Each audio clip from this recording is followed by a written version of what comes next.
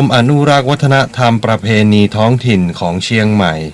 ทสปชอำเภอเมืองเชียงใหม่ซึ่งดำเนินการโดยคณะกรรมการบริหารงานกลุ่มหนุ่มสาวจังหวัดเชียงใหม่ในวันศุกร์ที่ 13 กันยายน ปีพุทธศักราช 2562 ขึ้น 15 ค่ำเดือน 12 เหนือ พุทธสถานตำบลช้างคานอำเภอเมืองจังหวัดเชียงใหม่ ผ่านมาแล้วนี่ ในวันเสาร์ที่ 21 กันยายน พุทธศักราช 2562 แรม 8 ค่ำเดือน 12 เหนือ วัดเสาหิน ตำบลหนองหอยอำเภอเมืองจังหวัดเชียงใหม่ ณ เวลา 20 นาฬิกา ต้องขออภัยด้วยนะครับที่แจ้งผิดเป็นวันศุกร์ที่ 13 กันยายน เป็นวันที่เสาร์ที่ 21 กันยายน ปีพุทธศักราช 2562 นะครับ ที่วัดเสาหิน ตำบลหนองหอยเจริญพร เจ้าแล้วก็วันอาทิตย์ก็เป็นธรรมสัญจรคณะสงฆ์ตำบลสุเทพแล้วก็เทศบาลตำบลสุเทพเนาะเป็นวันเสาร์วันอาทิตย์ด้วย ตรงกับธรรมะคลายเครียดเนาะ วันนี้อาตมาสายตาไม่ค่อยดีเนาะอ่านชื่อศิลปินเพลงก็ผิด ต้องขออภัยโยมผู้ฟังทางบ้านด้วย น่าจะลุงพี่น่าจะปฏิบัติเบ่งกสินนะเนาะวันที่22ก็ธรรมสัญจรเนาะตำบลคณะสงฆ์ตำบลสุเทพ มาซ่องไป เจ้าแล้วก็หลวงพี่เพชรดูอีกทีเนาะเพราะสารนี้ก็ไปถ่ายทอดสดตัว เจ้า ว่าณวัดศรีโสดานะวันที่22ตรงกับวันอาทิตย์วันที่22กันยายน2562ก็ต่อจากรถด่วนขบวนพิเศษเนาะวันที่22หรือวันเสาร์ที่21พลาดได้เนาะณวัดเสาหินตำบลหนองหอยเนาะ คนละวันกัน คนละวันกันนะเจ้า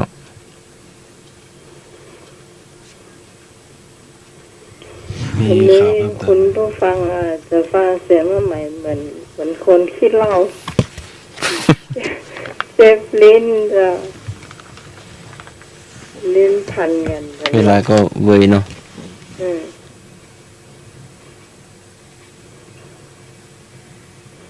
พิธีเจริญพระพุทธมนต์ถวายพระพรชัยมงคลพระบาทสมเด็จพระเจ้าอยู่หัว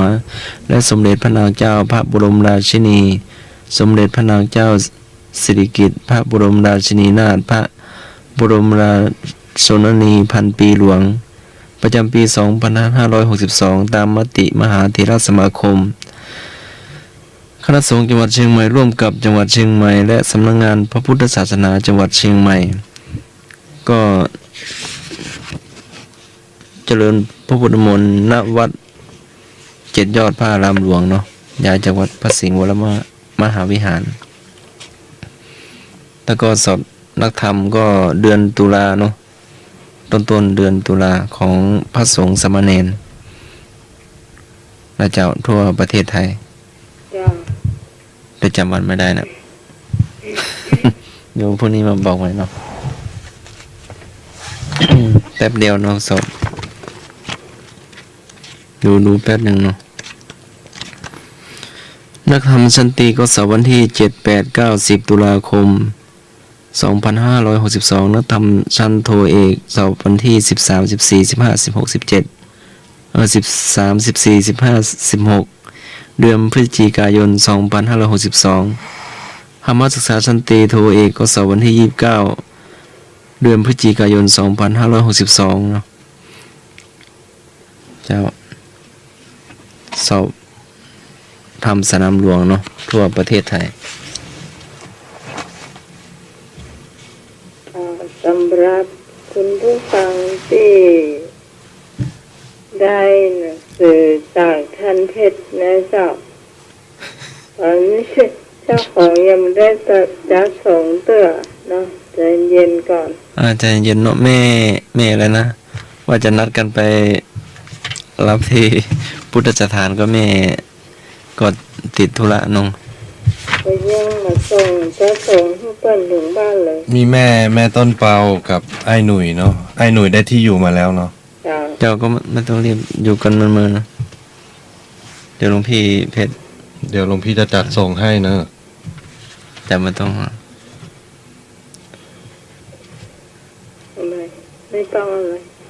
เอาไม่ต้องห่วงไม่ต้องกังวลเนาะหลวงพี่ส่งตาม ถ้า ได้บอกไว้ ถ้าโยมมีคำถามเพิ่มเติมโทรเข้ามาสอบถามเกี่ยวกับเรื่องส่งของรางวัลได้ที่เบอร์ 0821928360 นะโยมนะ เบอร์ของท่านสมัครนะเจ้า เจริญพร จ้าหรือว่าจะสอบถามมาตั้งใหม่ก็ได้ เจริญพ เจ้าร ผู้ที่ สายมา เจ้าก็ช่วยกันเนาะ สายไปตามท่านสมัครเลยนะเจ้า แม่อะไรนะที่ได้ แม่ต้นเปา ที่ แม่ สาว สาวต้นเปา แม่พี่สาวต้นเปา เจ้า วันนั้นนัดกันที่วัดที่พุทธสถานเนาะ อืม แล้วก็จะโฮมบำรุงสถานีตัวของ เจ้า ที่นัดทานข้าวกันที่บ้านนาใหม่นะเนาะ เจ้าสำหรับวันที่16 มกราคมนะเจ้าเฮานัดพบปะสังสรรค์กันเจ้าในเวลาไม่นานเป็นต้นไปนะเจ้าตอนนี้มีคุณผู้ฟังสมทบทำมาแล้วนะเจ้ามีแม่วรรณาไว้ให้ขายนะเจ้า200 บาทแม่น้อยบกคลอกหลวงเนาะตำบลสลามันก็200นะเจ้า เจ้าจะไม่ผิด แล้ว ไม่รู้ ก็ ได้ว่า ไอ้นึกนี่บอกมา2-3 ครั้งนะเจ้าบอกว่าเขาไปเอาสตางค์แต่ว่ายังมีเวลาจะเหนื่อยเจ้าไอ้ แล้ นึ ว ก มา ไอ้นึกตามความประสงค์ของเพื่อนนี่400 บาทนะเจ้าขอบคุณอนุโมทนาตัวนะเจ้าสำรับไม่แดงกับ 1,000 บาทถ้าสมัคร 1,000 บาทเจ้าน้องใหม่กับไอ้หนุ่ยคนละ1,500นะเจ้าพร้อมรางวัลพิเศษเป็นวิทยุแอร์คอนิกนะเจ้ามีไฟฉายมีใช้ไฟได้ใช้ถ่านได้เจ้าแต่พวกใช้ถ่านเลยเจ้าใช้ไฟเลยเนาะมีแบตเตอรี่ในตัวแล้วก็เสียบแผ่นได้ตัวเจอหมดนะเจ้าและอย่างหนึ่งมีรางวัลที่เราจะตอบกันมี20รางวัลต่อกันนะเจ้ารางวัลนี้เต็มเรียบร้อยเจ้านี่ไผ่หอมได้ละตึก20รางวัลนะเจ้าวันนี้น้องใหม่กับไอ้หนุ่ยคนละกลุ่มเพราะว่าฉันจะเอาคนเดียวให้หนุ่ยว่าไม่ได้แบ่งกันนี่หรอกแบ่งก็แบ่งเนาะคนละเกินเจ้าสำหรับเรื่องอื่นเดี๋ยวเขาค่อยว่ากันทีหลังใกล้ๆนะเจ้า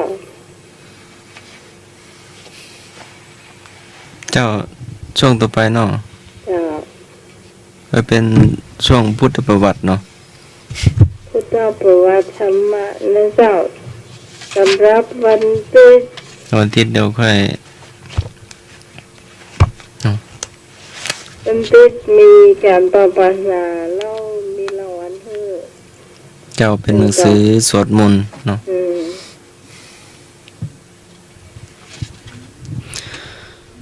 คำถามพุทธประวัติ ข้อหนึ่งถามว่า เทววาจิกะอุบาสกหมายความว่าอย่างไร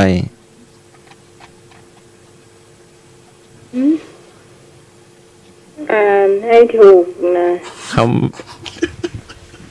ำว่าเทวะ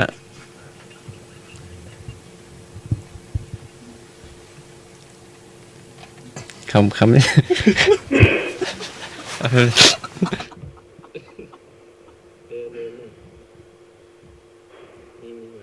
คำว่าเทวะ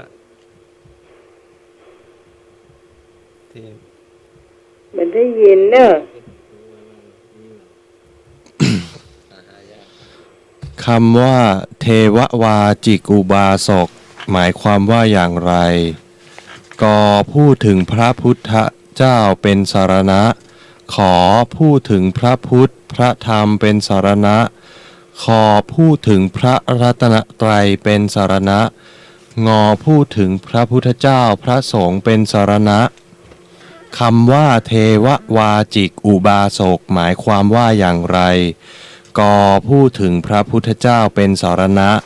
ขอพูดถึงพระพุทธพระธรรมเป็นสารณะ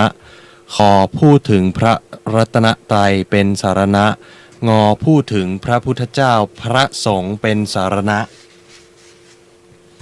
เทววาจิกอุบาสกหมายความว่าอย่างไร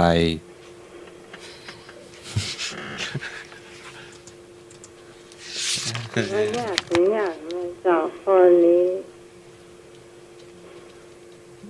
เทววาจิกอุบาสกโยมหลายท่านอาจจะไม่เคยได้ยินศัพท์นี้นะ เจ้า ครับ เทวานี่เทวานะเจ้า สวัสดีครับ ผมขอตอบนะครับ ว่าง องูมากกว่าครับ โมโห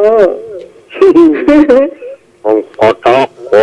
ว่างองู เจ้า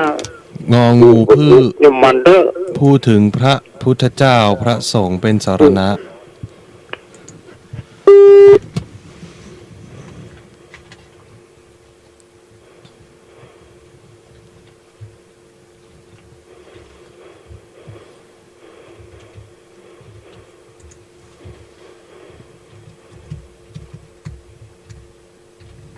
บาสุกก็คือโยมพระจายนะเจ้า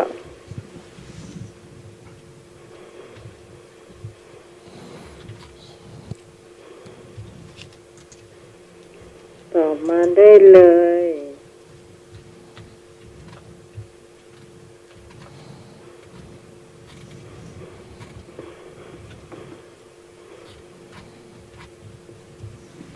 ดักปิ้งพิธงเป็นอย่างนะเจ้าแบ่งกันไปเดี๋ยวมันนึงถูกสักข้อนะครับ ผม กอไก่ครับผม น้องไก่ให้เลยฉายา ครับ ฉายากอไก่ก็งก สวัสดีครับ เจ้า คำว่าเทววาจิกอุบาสก เทววาจิกนั่นเจ้า หรือว่าเทวทะเววาจิกะสารณคม เป็นการเปล่งวาจาถึงรัตนะสองในคำถามถามว่าคำว่าเทววาจิกอุบาสกหมายความว่าอย่างไรนะเจ้า โอ้ ก็พูดถึงพระพุทธเจ้าเป็นสารณะขอพูดถึงพระพุทธพระธรรมเป็นสารณะขอพูดถึงพระรัตนตรัยเป็นสารณะงอพูดถึงพระพุทธเจ้าพระสงฆ์เป็นสาร อัน ณะ นี้มันบะมีรางวัลเจ้าน้องใหม่ตอบขอไข่นะเจ้า ตอบขอไข่ ถ้ามีรางวัลน้องใหม่ประตอบ โอ้ถ้ามีรางวัลโยมพิสมัยได้รางวัลคนแรกเลย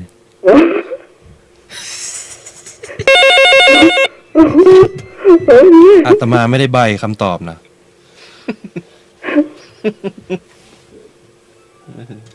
จะน้องไหม เจ้าไม่นอ แม่ น ตอบเลย จ้าไม่นอนเอาขอไข่นะจ้า เจ้า เป็นน้องไหมจ้า เจ้าแม่ จ้าดีจ้า เจ้า เจ้าแม่ ตัวน้องไหมน่ะตัวน้องไหมน่ะ ตัวหน้าไหม เจ้า เจ้าแม่บุญ เดี๋ยวทุกคนเมื่อกี้แม่บุญเนี่ยแม่แดง อ้าวแม่แดง เจ้าเจ้า ว่าเลย น้องใหม่แบบสบายกะ เจ้าแม่หนึ่งเจ้า อ๋อ สู้ๆ หายไวๆเนอะ เจ้า เอาใจช่วยเนอะ เจ้า จ้า เราเขาตัวนี้มันไปขูดไหมเจ้า เจ้า เจ้า ขอ ไข่เตยโกนเนอร์ ฮะ เอาขอไข่เตยโกนเนอร์ ถ้าเป็นรางวัลนี่มัน เสียงน้ำไหมหรือเสียง เบาก็ได้อะ ถ้าเสียงน้ำไหมไม่ค่อยดังเนาะ หรือไม่อาการหายไปไหน ไม่เสียงโยมมิสมัยไม่ค่อยดัง เจ้าเจริญพร มันหาย เจ้าเจ้าท่านสวัสดีน้องใหม่เทนเนอร์ เจ้าเสียง ไม่ ขอตอบข้อควายเจ้า อันนี้แม่หยัง คุยานเจ้า แม่ห้วยลาน เจ้า ชื่อเหรอ เจ้าสวัสดีเจ้า แม่ห้วยลานหลวงพี่จดไว้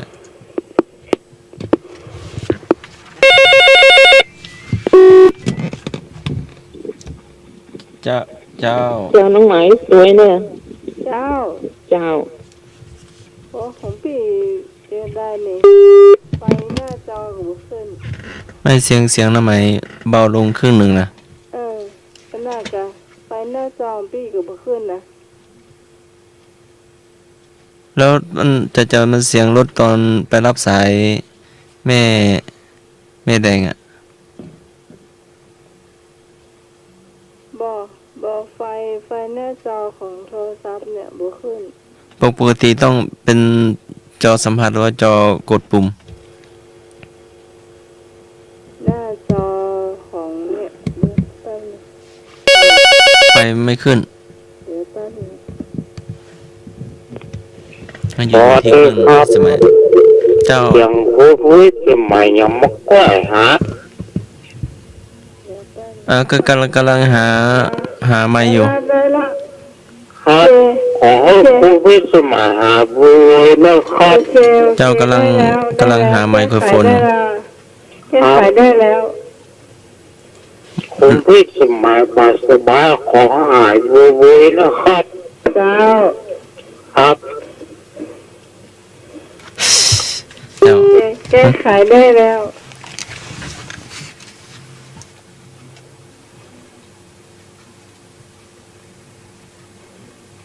คำว่าเทววาจิกอุบาสกหมายความว่าอย่างไร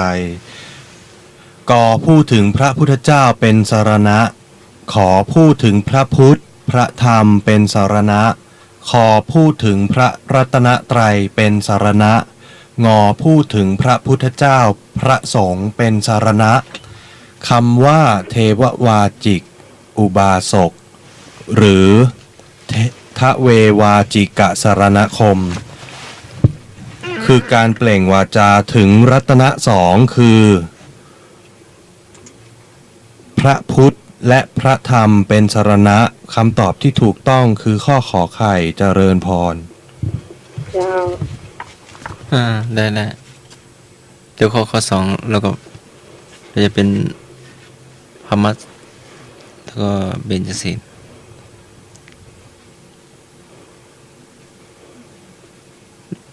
เฉลยแล้วกัน เฉลยแล้ว เฉลยน้อยอีกพุทธประวัติอีกข้อหนึ่ง แล้ว หลวงพี่ได้ตั้งใจเตรียมคำถามมาเมื่อนั้นเนาะไอ้สักข้อหนึ่งแล้วก็ธรรมะแล้วก็ศีลธรรม ข้อที่สอง วัดแห่งแรกที่พระเจ้าแผ่นดินมคธสร้างถวายในพระพุทธศาสนามีชื่อว่าอะไรกเวลุวัน ขอลัทธิวัน คอบุพารามงอเชตวัน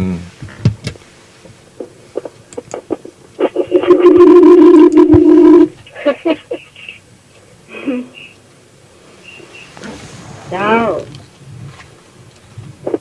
ตอบมาเลย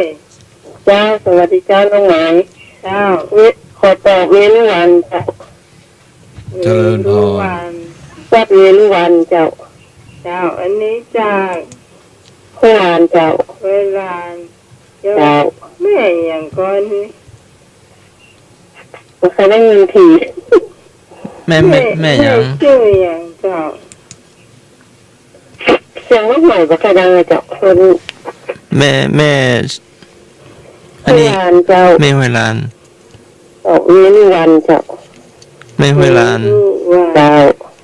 ชื่อเล่นเหรอ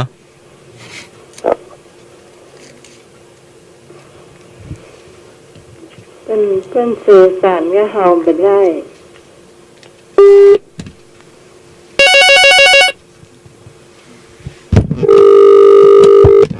ทำไม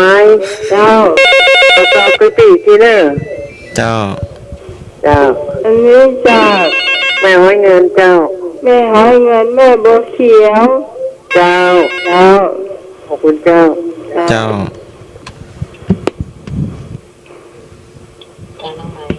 เจ้าไม่นวล แม่นวลเอากอไก่นะจ๊ะ กอไก่ เจ้า เอรุวัน เจ้า เจ้า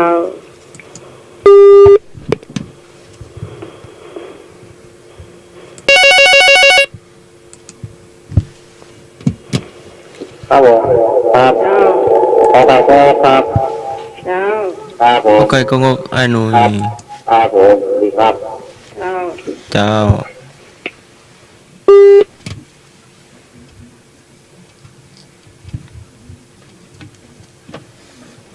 วัดแห่งแรกที่พระเจ้าแผ่นดินมคธสร้างถวายในพระพุทธศาสนา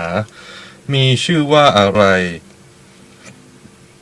กเวลุวันขอลัท เดี๋ยว ธิ แป๊ วั บ น หนึ่งแป๊บหนึ่งเจ้ายังไม่ได้อ้าวข้อไหนข้อไหนข้อไหนฮะ ให้เตยน้ำ ข้อไหนข้อไหนอ่ะเอาตัวแกลูกน้องแม่บนตัวเขาอะ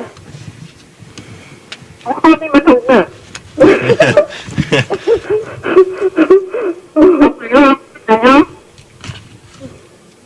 เอาข้อกอไก่อะกอไก่ก็ได้มันงงอย่า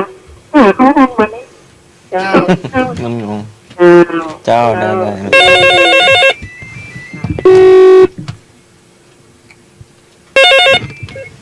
สวัสดีครับ เจ้า เปิ้นเอากอไก่เก่ากอไก่ตัวเปิ้นละกะ เจ้า เอากอ เร็ว ไก่ตัวบอกกันงานนะ เจ้า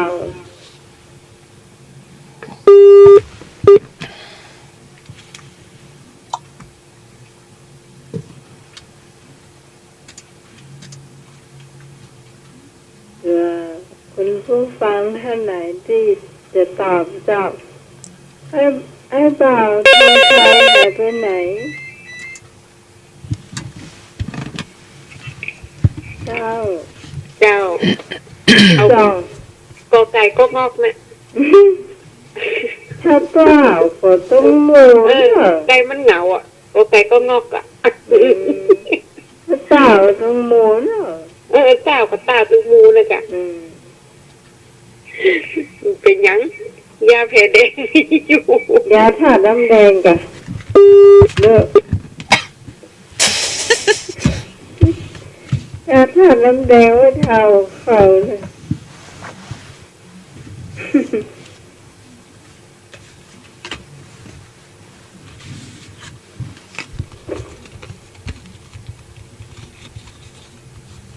เฉลย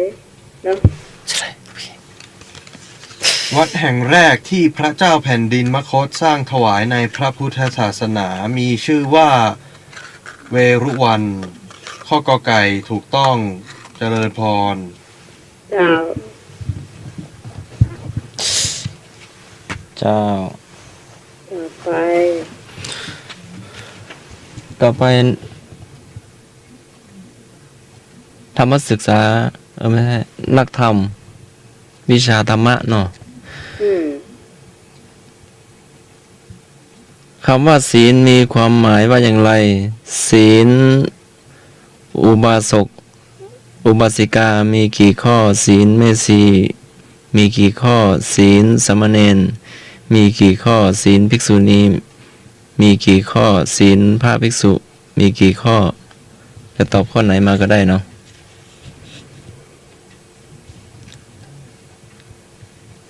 มี6ข้อเนาะ เจ้า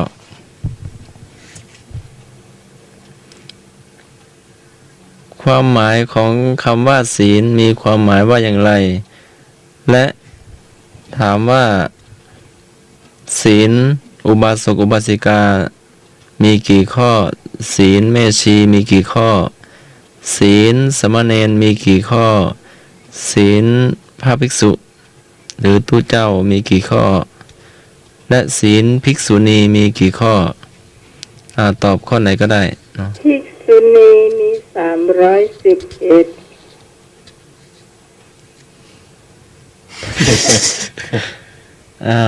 จะตัวหน้าไหมก็ตอบข้อไหนก็ได้เนอะตัวหน้าไหมก็ได้ตัว แล้ว ตัวเก่าก็ได้ ภิกษุมี227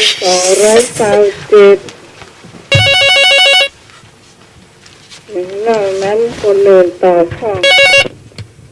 โอเคครับ จะน้องไหม ครับ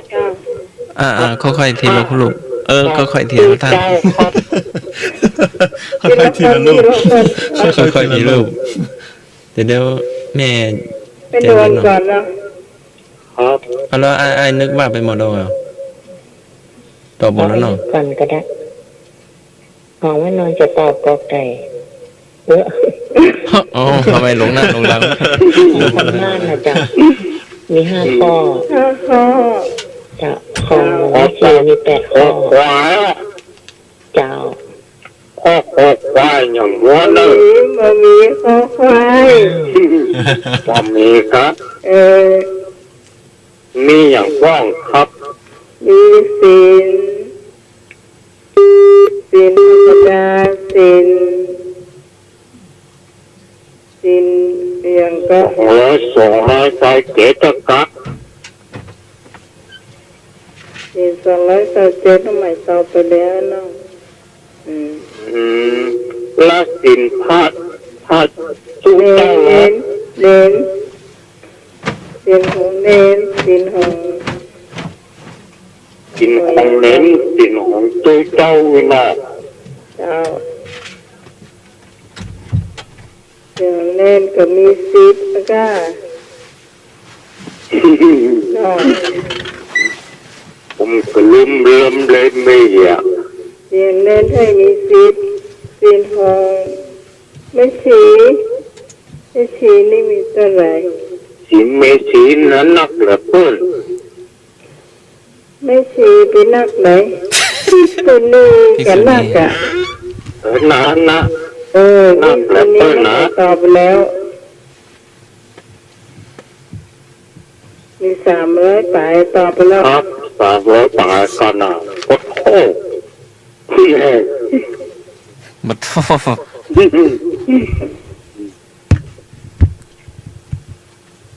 ลองท่านสมัครแล้วว่ามาแล้วครับ ความหมายของคำว่าศีลมีความหมายว่าอย่างไร และถามต่อไปว่า ศีลอุบาสกอุบาสิกาสาธุชนทั่วไปมีกี่ข้อ ศีลเมชีมีกี่ข้อ ศีลพระน้อยเนนน้อยมีกี่ข้อ ศีลตุลุงตุเจ้ามีกี่ข้อ ศีลภิกษุณีมีกี่ข้อตอบเท่าที่ตอบได้ โอ้โหสินรู้ลุงครับ ศีลตุลุงมีกี่ข้อตุลุงเจริญพร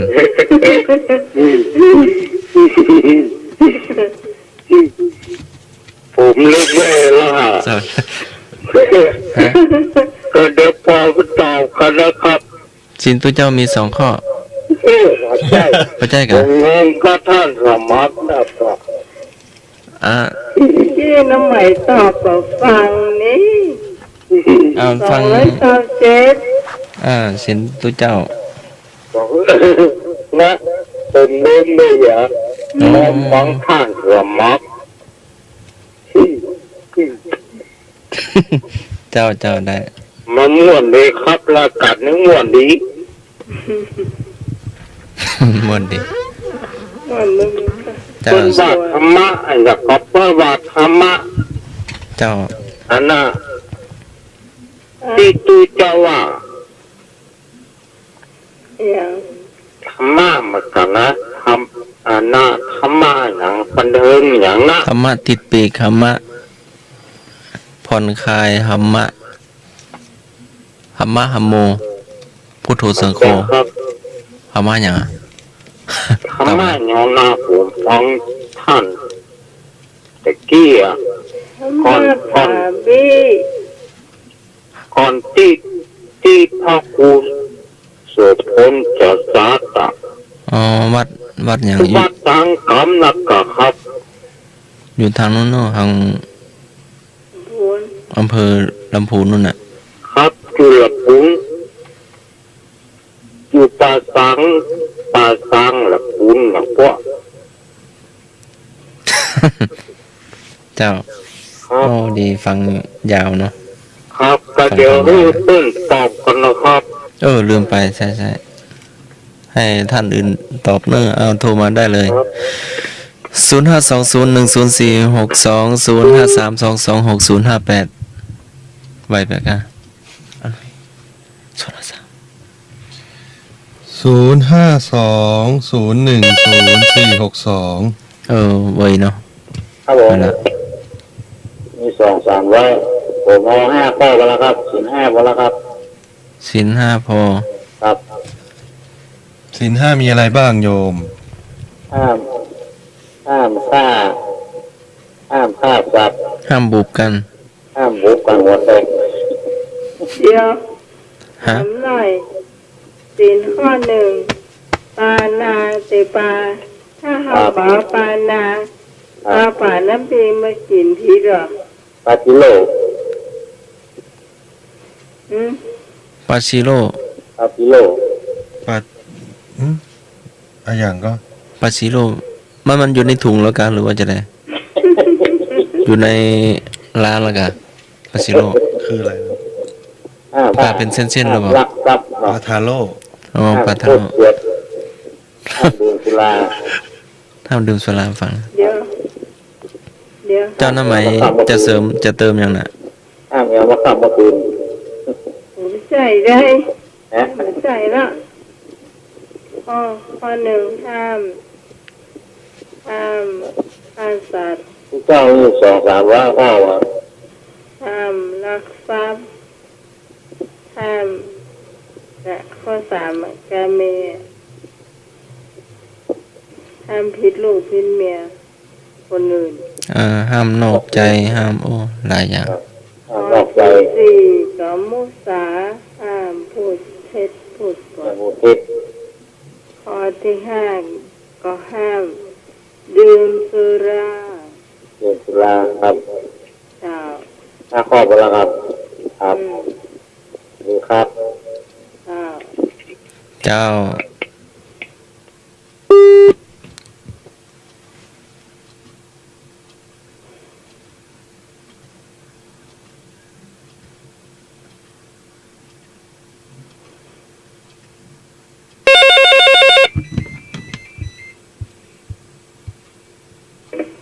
เจ้าสวัสดีเจ้า เจ้าน้องไหม เจ้า ของแม่ชีนี่ก็ต่อศีลข้อ5นั่นเนาะต่อไปหัน3ข้อมันก็จะ เจ้า บัดใส่ของหอมเนาะ อืม บานอนของบานอนที่นอนอะไรอย่างก็เพิ่นว่านอนผูกอย่างเงี้ย จะมาได้ เจริญพร แม่นก็จะ แม่นเราแม่ เจ้า บักกินข้าวเย็นมันก็จะ เจ้า แม่น เจ้า จะ แม่น เพิ่มไปหัน3ข้อนะจ๊ะเนาะ เจ้า เจ้า เจ้าแม่ จ้าดีจ้า โอ้แม่จำแม่นเนาะ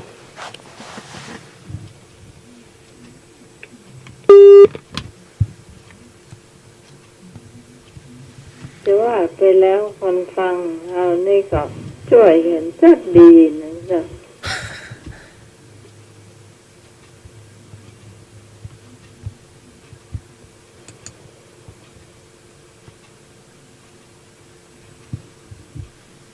มีเห็มกอ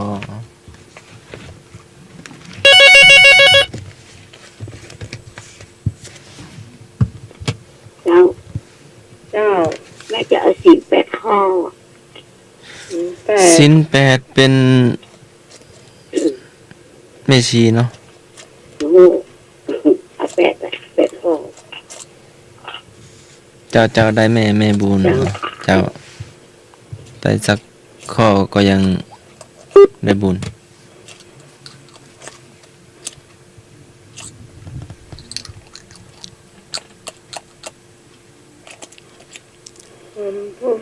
ท่านไหนจะตอบมาแหมเจิญนะ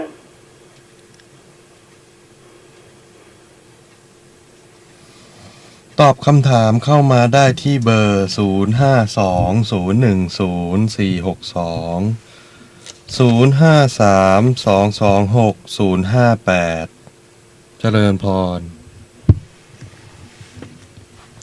เอาได้เวลาพอสมควรเนาะ จ้า ศีลก็หมายถึงการรักษากายวาจาใจ การรักษากายวาจาให้เรียบร้อยเนาะยังไม่ถึงใจเนาะการรักษากายคือไม่ทำชั่วไม่ฆ่าสัตว์ไม่ลักทรัพย์ไม่ประพฤติผิดในกามรักษาวาจาไม่ทำชั่วทางวาจาคำพูดโปดพูดคำหยาบพูดส่อเสียดเนาะทำให้พูดแล้วทำให้แตกแยกกัน แล้วก็พูดไร้สาระแล้วก็ศีลของ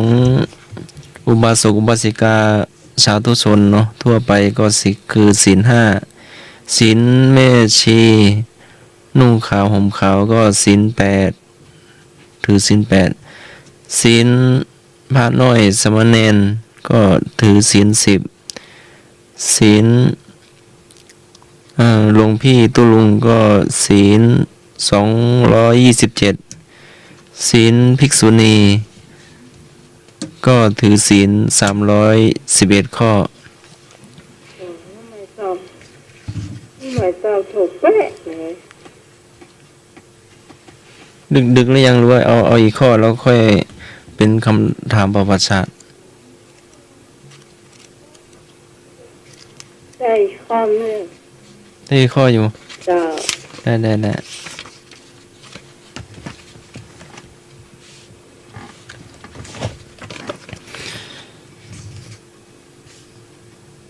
เป็นวิชาเบียนจะศีลเบียนจะธรรมธรรมศึกษาชั้นตรีเนาะสำหรับละอ่อนเนาะเด็กๆ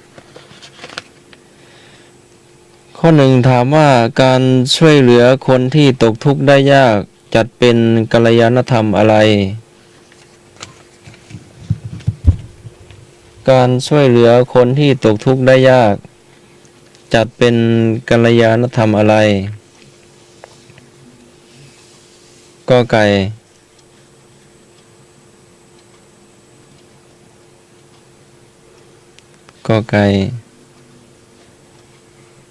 ความมีเมตตาขอไข่ความมีสติข้อคอความมีกรุณาข้องอความมีสัตย์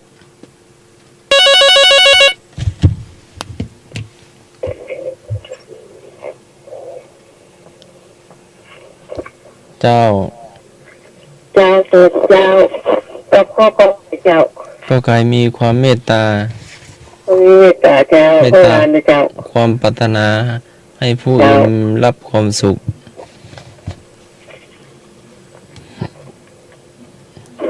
เจ้าท่านสมัครลองอ่านคำถามสักรอบดูการช่วยเหลือคนที่ตกทุกข์ได้ยากจัดเป็นกัลยาณธรรมอะไรเจ้าขอไก่ครับความเมตตาครับก็ไก่ความเมตตาขอไข่ความมีสติคอความมีกรุณาบ่าของชายนะเจ้าขอไก่ครับความเมตตาครับเจ้าข้องอความมีสัตย์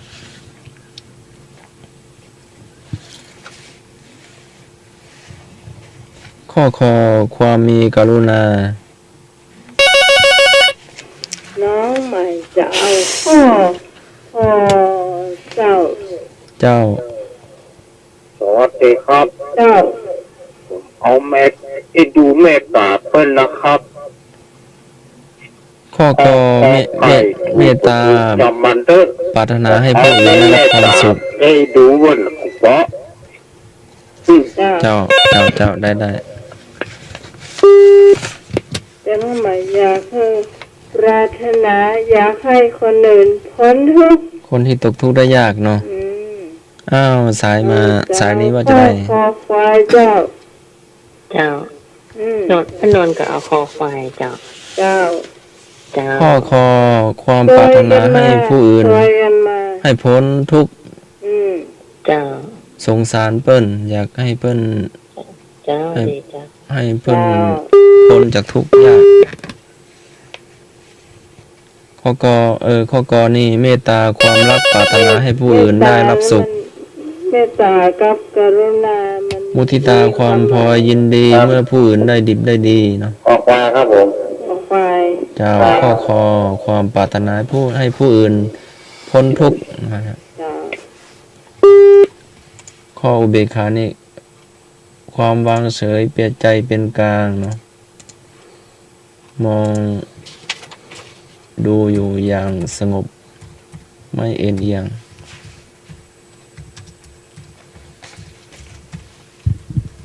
มาได้เลย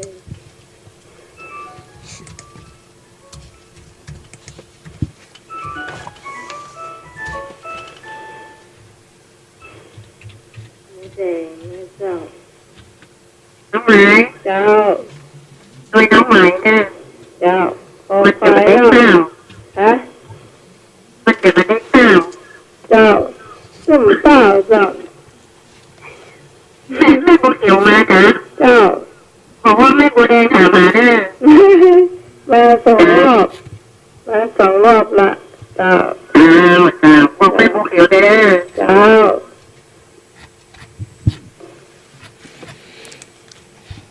ข้องอนี่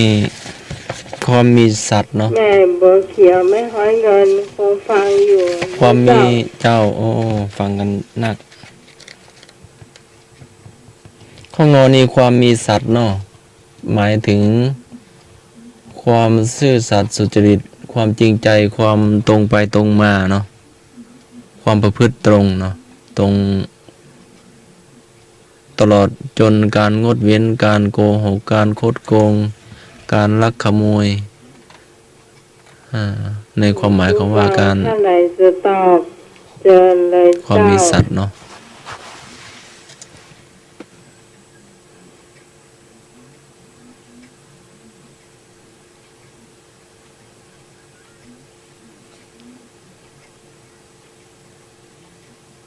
พอสมควร การช่วยเหลือคนที่ตกทุกข์ได้ยากเนาะจัดเป็นกัลยาณธรรมอะไร อืม กัลยาณธรรมใดเนาะ อืม ข้อที่ถูกคือ ข้อคอควายเข้านา นั่นแหละถ้าแปลออกนะเจ้าเราก็จะรู้ว่าข้อไหนถูก ข้อคอความมีกรุณา ความหมายถึงความปรารถนาให้ผู้อื่นพ้นทุกข์ เจ้า เอ็นดูสงสารอยากให้เพื่อนพ้นทุกข์ยากนะเมตตานี่ความรักความปรารถนาให้ผู้อื่นรับสุขต่อไปเป็นคำถาม ต่อไปข้อหนึ่ง ฮามะนะกะ อืม เอาอันประวัติศาสตร์ด้วยเนาะ ข้อเดียว เอาข้อเดียวเนาะหลวงพี่ทำข้อนี้ใกล้ๆไหม กษัตริย์องค์แรกของกรุงสุโขทัยคือใคร ไม่มีข้อให้เลือก กษัตริย์องค์แรกของกรุงสุโขทัยคือใคร จะให้มีข้อให้เลือกก่อนกอไก่พระเจ้าเอกทัตขอไข่พ่อขุนรามคำแหง สบายเนี่ย ข้อกอพระเจ้าเอกทัตข้อขอพ่อขุนรามคำแหง ตอบมาได้เลย ข้อคอพระเจ้าเพชรราชาถูกหรือเปล่าเอาว่าเราลองว่าเนาะ พระเจ้าอย่าง พระเจ้าเพทราชา นวลหรอ เจ้า เจ้าตอบว่าจะได้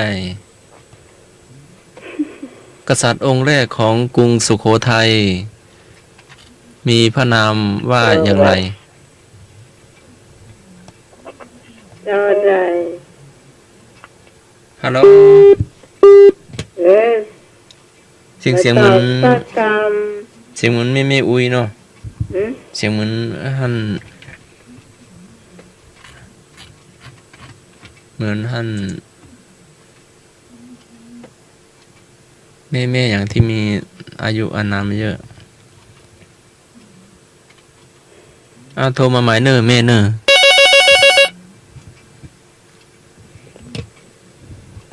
เจ้า เจ้า ตะกี้ใช่ไม่บุญก่อแม่ ไม่ใช่เจ้าใส่อย่างงู หรือว่าแม่เจ้า แม่เขาขอใครเลิก พ่อคุณราม พ่อคุณรามคำแหง เจ้า เจ้าได้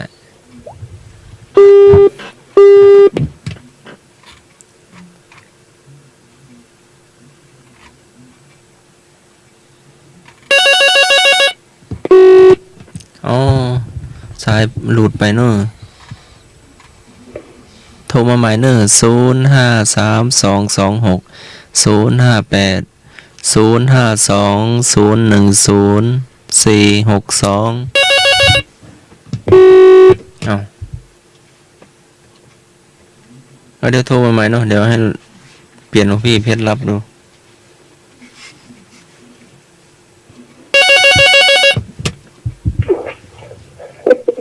ฮะ เจ้าสวัสดีเจ้า เจริญพร เจ้าตะกี้แม่อย่าเจ้าไม่ให้ลานเจ้า ตะกี้แม่กะ เฮ้ยลา ถือบอกข้อขอใครอะเจ้า ขอ ก็ ใคร ใส่เย็นเปิดลิฟต์แหละ แม่กดวางสายกะกด เจ้า ผิด ก็ กะ ข้อคุณรามเจ้า พ่อคุณรามคำ ข้อ แหง ขอ เนาะ ใครเจ้า เจ้า แม่ห้วยลาน เจ้า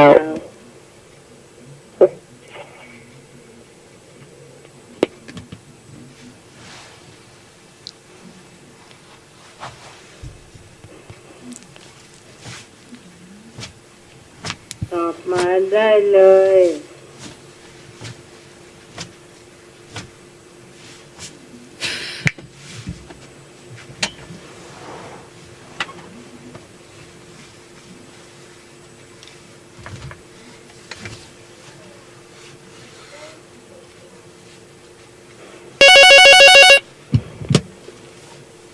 สวัสดีครับ เจ้า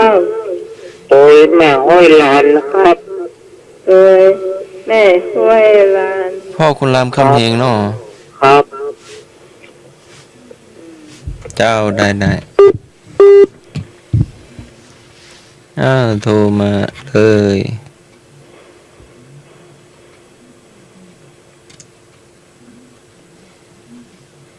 พอต่อจากคำถามประวัติศาสตร์ชาติไทยก็จะเป็นอาหารเมืองเนอะ อืม ไม่บุญเตรียมเนอะได้เวลาพอสมควรหลวงพี่เพชรจะได้เฉลยเนาะ เจ้าก ษัตริย์องค์แรกของกรุงสุโขทัยคือ พ่อคุณรามคำแหง พ่อคุณรามคำแหงฮะ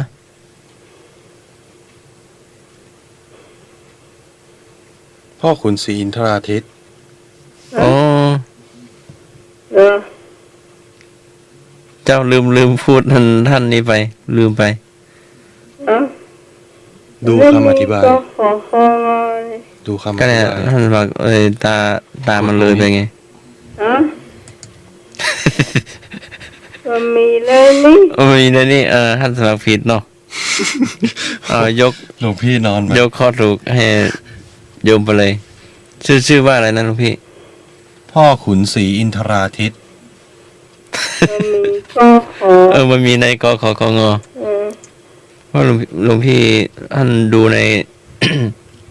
ตัวที่เฉลยเนาะถ้าสมัครมองไม่เห็น นั่น มองเลยไปโทษ นั่นจะย เพราะว่าเนี่ยนะเขาติ๊กถูกไว้เราอยู่นะทำตัวเขียวเบอร์เริ่มไว้ให้อะ ใช่หลวงพี่ไม่ได้ดูเฉลยเนาะกษัตริย์องค์แรกของกรุงสุโขทัยคือพ่อขุนศรีอินทราทิตนะโยมคำตอบที่ถูกต้องนะข้อต่อไป แล้วท่านสมัครก็ไม่ได้บอก ไม่ได้บอกข้อนี้ใช่ไหม อ่าน ไม่ได้อ่านข้อนี้ อ่านก็ไม่ได้อ่าน ไม่ได้อ่านข้อนี้ เอา เนาะ อีกสักข้อก่อนหรือว่าพอสมควรแล้ว ก็แล้วกันเนาะ แล้ว พอส เนาะ มควรเนาะหมื่นแล้วเนาะ มืด เราจะมาหันปื้นเมือง โอ้อาหารพื้นเมือง ไม่บุญ หันปื้นเมืองนี่ถ้าอยากกี่ข้าวแล้วเนี่ยไม่ได้กี่ข้าวเลยกินไปเลย กี่ข้าวกะ ไม่ได้กี่ข้าวกินแค่นมเจ็บลิ้นอ่ะ โอ้ย กินนมกล่องเลยข้าวซอยหนึ่งอ่ะ เสือ อืม นี่แม่ก็แก่จะสหันพักยืมมีตึงยอดมันมีตึงฟักมันตัว เจ้า เจ้า โอ้นี่มันชอบฟักมันฟักอ่อน อ่อนๆเนี่ยมา ฟัก ตัว อัน นะ อ่อนเจ้า อันนั้นสลัมเนาะอ่อนๆนะ เจ้า ไม่ต้องสอบอันแก่เว้ย ฮะ มันอันแก่มันรับดีนะ เอ้ย หวานโต มันไม่เป็นไรมันเวลาเขาคุบมันจังแปลกอ่ะ รับดี เม็ดมันนะเนาะ อืม เจ้าแกงจะปลาแห้งเนาะเจ้า ส่วนใหญ่ก็เรื่องแกงสดไปแห้งอยู่แล้วเนาะ เจ้าส่วนมากก็แกงจะปลาแห้ง เจ้า แกงอย่างอื่นก็บ่เปิงเนาะ เจ้า เจ้าไม่ให้เป็นตัวก็ได้เป็นป่นก็ได้ อืม เป็นป่นจะกินง่ายเนาะ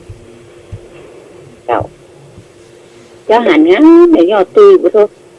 จ้า แต่มีก็ยอดบ่มีฟัก เออ เจ้า แล้วหูจักกันเลยสองท่านนี่ ขาย อ๋อเอาน้องว่ามาตะกี้กำลังนึกถึงพ่อคุณรามคำแหงอยู่ โอ้ย เอาว่าใหม่ ผักอีหืมผู้จัง ให้ยืม จะทำอาหารอะไรอย่าง ผักอีหืมแกงผักอีหืม แกงผักอีหึมหลวงพี่เป็นจะได้เนาะ แกงผักอีหึง ลอง ผักอีหึงคือผักอะไรอ่ะ ดูหน้าตา ดูหน้าตาผักอีหึมแล้ว บอกขอนก้อม มีฟัก มันนั้น อีหึงนี่ใส่แว่นมา ขอนก้อม มันจะ บอก ผู้หญิง ขอนก้อม แกงมะขอนก้อมเรารู้จักก่อน แกงอะไรอย่างก็ มะขอน บ ก้ อ อก ม ขอนก้อม มาคอนก้อม โอ้ย คือ หลวงพี่ น่ากลัวกัน คนไทยนะ เจ้าภาษาไทยภาษากลางว่า ไม่ มะ เคย รุม อ๋อแกง มะรุม แกงมะรุม อ๋อแกงมะรุม นึกว่าเอาคอนมา คนเมืองว่ามะขอนก้อมถ้ายอดมันผักอีหืม ผักอีหึม จ้ะต้นไม้มันเหมือนกันเนาะ ถ้าผัก แต่ อี ย หึ อด ม มันก็ลำเนาะ ยอดมัน แล้วลวกเป็นน้ำพริกก็ได้ อืม เจ้า โอ้ภาคกลางจะมีเยอะ ตัว เป็น เด็กค มี รับ เยอะเลย เป็นแกงส้มเนอะ บ้านผมก็ไม่ต้นเต็งมันยังบอกพักเนี่ยน้ำไม่บุญ บ้านปลูกอยู่เนาะ มีแต่หยอดมัน ปลูกบ้านปลูกโอ้ดีไง จะดี เอามาแกงกะลามหน่อยเนึก ครับ อันนี้มียังบองเลยเด้นะ เจ้า ดอกก็ยังบ่ออกเสื้อ ครับขอพลวกกับน้ำพริกแก่เตี้ยละ เจ้า ยอดมันน่ะ อืม เจ้า นัดลาบก็สลอมเนอะ นั่นเจ้า นัดลาบดิบนะ เจ้า อันยอดมันกัดลาบอ่ะ วันนี้ไม่รับแกงเนาะ อันนี้แกงกะหล่ำนะ เจ้ากินร้อนๆเนาะ ครับแกงนู้นโน้ยมันของหมอเนอะ ต้องหมายจะมักอ่อน เจ้า มันมีหน่วยก็ มี มีกับ ฟ้าป่า ฟอก ฟัก ไม่ ไม่ ยาย าว วเนาะ ฝักกะยาว เจ้ามารุมอ่ะเคยเห็นไหม มันหลุมบ้านป้าเขาว่าบอกคนก้มพังลืมแล้วก็ แล้วได้เอาไม้ไปแม่นมันก็ เอาไม้แม่นกัน แม่นกำต้นมันสูง แล้วมันตกมาแล้ว ตรงนี้ยังบนหลังคาละ ถ้ามันตกมาเราวิ่งก่อนหรือว่าเฉย วิ่งมันหยัง เอามันไม่ตกจังหวะกัน มันจะตัวผูกเหรอ คือเบบบุญอธิบายเถอะ เจ้า ถ้าเราไปแม่นแล้วแม่นมันไม่ถูกแล้ว เอาก็แม่นเนี่ยมันถูกกะ มันเลยไปแล้วมัน เลือดก็เอามาเอาทำไมแม่นทำไม ไม่ทราบมันไม่วิ่งไปตามไม่ทราบกัน ไปวิ่งยังไงนะ ตัวน้อยอยู่เหรอ เจ้า แม่น อันนี้เขาแกงยอดมาเนาะแม่นยอดมาลงมาเนาะ เจ้า เจ้าแม่นยอดอ้าว ไอ้แข็งตัวอย่างนั้น เจ้า ท่านสมัครทำท่าอ่ะก็ว่าไอ้นึกอย่างไรอีก มันชอบอยู่มานะผมนะ เป็นอย่างว่า แกมาของกอมนะสายปลาแห้งเนี่ยปลาแห้งคือเป็นจะได้สัมผัสมันนักนะครับผมสวัสดีครับนมประตูหายาครับ เนี่ย ให้เก่ง ฟั เถ ง อะ แล้วหมูเรื่องเลยเรื่องก็ รถด่วน รถด่วนไปย่า มาเวยไปเวยเนาะให้หนุ่ม ได้ยิน ได้ยินแต่ปลาไป ได้ แห้ ยิ ง นแต่หมูเรื่องก็บอกตามชื่อเลยอะ เออเก่งมาแล้วสักเตือเลยนะ ก็ห้ามโทรแบบห้ามโทร กินตกกินยากแม่เขาก็ไม่นะเจ้า มันฝากให้ยังออกเดินออกไปมันมีก็ยอดมันอยู่ เจ้าแม่นยอดมันลงมาสัก มาห้ามตัวห้ามตัว มาชุบเตือดอก หมูห้ามตัวไม่บุญนู่นแล้วก่อน เจ้า แ แข่งแล้วอ่ะ เจ้าไม่บุญยากต่อไปเลย แม่นยอดมาสักมันสัก10 ยอดก็ได้ ยอดใหญ่เนาะ เจ้า ใบมันก็อ่อนเนาะปลายเจ้าเอามาเด็ดยอดอ่อนมาทูดเอาเนาะเอาใบมันเจ้าล้างน้ำเนาะเจ็บอาหารแล้วก็ต้มไปแห้งเนาะ เจ้า ต้มไปแห้งมันล้าวน้ำขาวแล้วเอามาแกะตะกี้มันใส่เนาะกดกลางขวางเนี่ยเจ้าเอากลางขวางละตามน้ำพริกน้ำพริกก็จะยังมีพริกเนี่ยมีหอมบัวเตรียมฮะกะปิเนี่ยเจ้าก็ต้มเอาไปแห้งก็ต้มละอัดต่ำน้ำพริกก็ใส่เจ้าน้ำพริกก็เดือดแล้วก็ปรุงเต็มกระส้มด้วยเนาะกระส้มตัวผ่าก็ใส่ปรุงให้เรียบร้อยน้ำมันให้เรียบร้อยเจ้าแล้วก็พักใส่ทีหลังเจ้าปรุงน้ำเรียบร้อยแล้วก็เผ็ดกระจางก็เติมเอาไปเดี๋ยวเจ้าแล้วก็เอาใบนะที่เราล้างแช่น้ำไว้น่ะยอดมันเอามาใส่เดือดโบ๊ะสกรรมคือส้มใส่ตัวหน่อยคือส้มใส่ละแล้วก็ใส่ผักเข้าไปเลยแล้วใส่ผักเข้าไปเลยก็จะเดือดสกรรมก็ยกลงได้ละจะกินได้เลยหอนๆจ้ะจอนหีบมันมาจอนหีบเอาหม้อ เจ้าจอนหีบเอาหอนๆลำต้นน่ะน้องไหนมากน่าละฟังมาหนึ่งสักวันนี้เมื่อไม่หน่อยมันจะเหมาะเหมาะแต่สักว่างก่อนไม่กินยอดไปก่อนเจ้าล่ะแกงก็จะซุปก็จะซุปก็ดูละ ก็จะดูได้พออย่างเดียวก็2 อย่างอย่างเดียว อย่างนึงมะขามอ่อนกำลังออกนะมะขามน้อยอ่ะ มะขามน้อย มะขามน้อยอ่ะ มะขามน้อย เอาไหมเอามาตำน้ำพริกตำน้ำพริกมะขามอ่ะ เอาพริกแก้ต่ำมาเนอะพริกแก้ดิบนะ ตำใส่หยัง ตำใส่หมูฮะใส่หมูด้วย ใส่หมูด้วย เจ้าเอาพัดนะเนี่ยคนไทยคนแปลงอ่ะ มีผักอะไรบ้าง ผักแอมทุกอย่างเลยผักกินได้ทุกอย่างผักสดอ่ะ อ๋อหมายถึงน้ำพริกนะโยมน้ำ อ๋อน้ำพริกกะทิแม่มะขาม มีหมูแล้วก็ตำพริกขี้หนูกระเทียมกะปิสักหน่อยนึงตำให้ละเอียดเลยนะ เจริญพ แล้ว ร ก็หมูแล้วก็ตักตุย เจ้า แล้วก็ตั้งกระทะใส่น้ำมัน เจ้า จ้ะ เอาหมูลงพัด ผัดต่ำตุยนั่นแหละเอาผัดตุยกันฮะนะ อืม เอาเรือจะผัดคนละทีก็ได้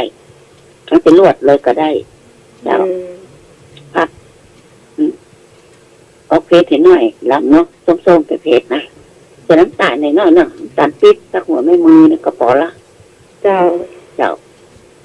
เผ็ดๆต้มๆออกหวานน้อยๆแล้วคั่วมันแห้งเนาะมันแห้งสุกแล้วก็ตกเสียถ้วยไว้อันนี้ผักกับมันแหละมีอย่างว่ามีมะเขือเจ้าพญามะเขือน้อยๆนั่นก็ได้เนาะมะเขือถั่วปูถั่วฝักยาวแล้วก็อย่างมะแตงผักสดอ่ะกับได้หลายอย่างนะ กินได้มั้ง กินได้หมดอะผักกับได้ทุกอย่างกระถิ่นกระหล่ำเจ้าได้สองอย่างอ่ะพอแล้วเนาะเจ้าตะกี้เข้าอ่ะต้มๆอ่ะเผ็ดๆอ่ะจ้ะแกงก็สุกละแต่เผ็ดก็ตามมาแล้ว ก็น่าข้าอยากคือแกงมะรุมเนี่ย เจ้ากินน้อนๆน่าลำแต่นะ เจ้า ที่กินกับพวก ช่วยนี่มาปอกินนะช่วยเดียวนี่เขาต้องพูดให้ใช่ ไข่ ส มด วัส เล ดี ย ครับ เจ้า ได้ยินแม่บุญปลอมหายอยากกินข้าวเฮ้ย ว่าแล้ว ผมกินก็ขนมเจ๊กขนมจีนอย่างน่ะไม่ได้กินข้าวไปรู้ นี่น่ะ กินก็ขนมเส้น ขนมเส้นล่ะ ครับ วันดีเหรอให้นึกกินขนมเส้นนะน้องใหม่กินลาบกระซอย โอ้กินนมก็อิ่มกันเนอะแต่คุณวิทย์สมัยไม่กินกับอันนักขนมปังนะมันก็อิ่มกับผมกินก็ขนมเส้น ขนมเจ๊กขนมจีนอย่างน่ะ ตะกี้ไอ้นึกกินเนาะ เห็น มา แล้ว เจ๊ครับ ฮะ มาเจ๊ผมรู้ผมโทรไปตะกี้นะ มากินใจ โทรลูกหวงแม่บุญ เจ้า แม่บุญเพิ่งกำลังจะแกงพักคอนต้มอย่างน่ะร้านปลาสันเตี้ย นี่รถมา ตีกันนะครับ รถมาแล้วแต่คนละถ้วย ได้แล้วคน เพื่ เดียว อนอยากเก็บเข้าเฮ้ย เอาถ้วยใหญ่ๆหน่อย พวกยอดมาแกงได้เนอะ เอาทุเจ้าคืนน้ำลายผิดศีลแล้วก็ มันบะหมี่โคก เลยเวลา บะน้ำพริกแกงหม้อ ในบ้านเนี่ยมีโคตร ของเราที่บ้านหลานผมมีกันเที่บ้านผมนี่ผมมี บ้านนี่คือ2-3 แต่ แผ่น เขามาเจ๊กเนี่ยไปแกงไปนี่กะเขากระตักมือผมมันจังอยู่เว้ย เหมือนน้ำคนเดียวอ่ะ มันมาเข้มข้นอ่ะ น้ำมันเข้มข้นเนาะ ครับ เจ้า จางจุ้ยลุยกะ จางที่มีแบบจางเลยจางที่ โอ้โหได้ยิน ใช่ คน ย่า เมือง เหร เล อย จางเจ้าแพ้ จางเสื้อเพิ่มอีกอ่ะ ค่ะ ที่จางที่นี่แต่ ได้ยินมาจากไหนฮะจะมา ใช้น้ำนักเห็นหน่อยน้องใหม่เนาะ แกงเมืองนี่นะ แต่มันใส่น้ำเดือดตัวมันนั่ง คำว่าจางนี่ภาคกลางว่าจะอะไรนะหลวงพี่ คำว่าเนอะ คำว่าจางมัน นะเจ้า เจือจาง นะเป็นขังไส้กับอาหารอ่ะ ทำไม อย่างก็ถ้าก็มักอย่างก็ คำว่าจางจาง คำว่าจางก็เหมือนว่า จืด จืด จืด คำภาคกลางนะ จืดไม่มีรสชาติ มันมาเข้าพริกเข้าเกลือ มันจาง ที่นี่ฮะที่นี่ส้มแปลว่าเปรี้ยวใช่ไหมครับ แม่นต้มเปรี้ยว ต้ ก็ ม ต้ม เปรี้ เผ็ดแล้ว ยว เผ็ด อืม เผ็ดเผ็ดอูอย่าง เผ็ดว่าจะได้แม่คำ เผ็ดก็เผ็ดแต่ก็ จะ เผ็ เผ็ ด ดนะ ก็เผ็ด เรา ลวกอะลวก อร่อยเนาะลวกผัก อ นะ ร่อยกว่าล ลำแต้นะเจ้า ำแผ่ลำแต่แต่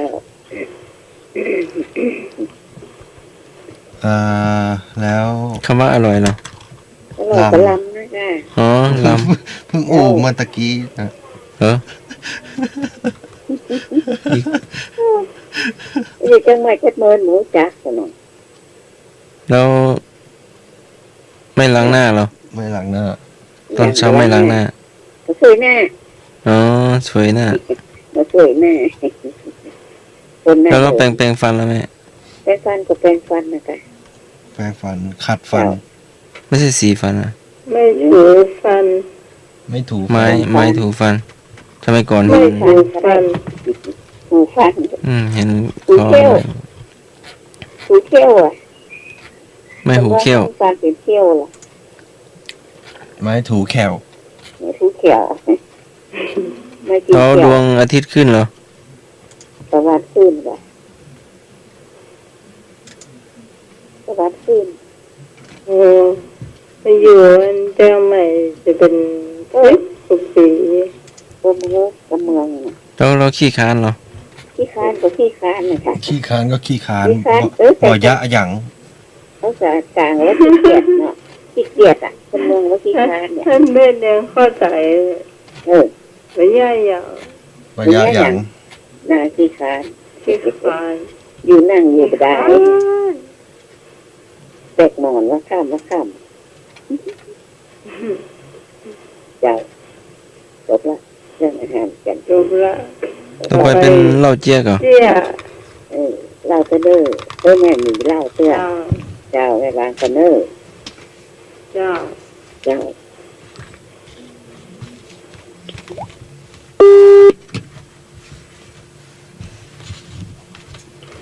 เจี๊ยแล้วไหมเล่าก่อนแล้วก่อน เจ้าได้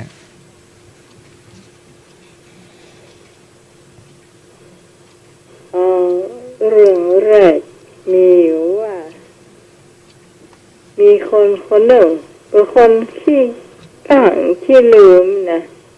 อันนี้เรื่องจริงนะไม่ใช่เรื่องจุกขึ้นมาตั้งหม้อแกงเอาไว้เจ้าแกล้างหม้อแกงตั้งใส่น้ำเอาไว้ในห้องครัวแล้วทีนี้แกก็ล้างปากคือในห้องครัวนะ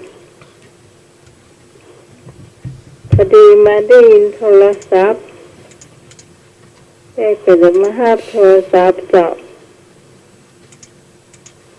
มายังมาถึงโทรศัพท์ดีโทรศัพท์ดับไปเยอะแกก็เลยว่าจำจะเดี๋ยวก็เขาจึงโทรมานะทีนี้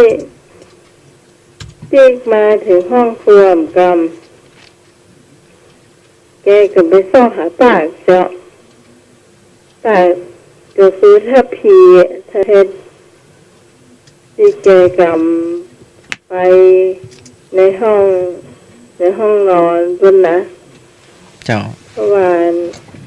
แกโทรศัพท์ก็มีในห้องนอนนี่มาสอนไหนก็ได้สอนในห้องครัวมีที่ไหนสอนได้ก็ได้ต้องปะเดี๋ยวต้องห่างกับหัวนะห่างกับหัวตัวเก่าหม้อแกงจะบดเดือดเอาเจ้าพักใส่ก็กลัวมีอย่างก้นติ๊กมาในห้องกำจะ กมันติดโทรศัพท์มันนี่เหรอ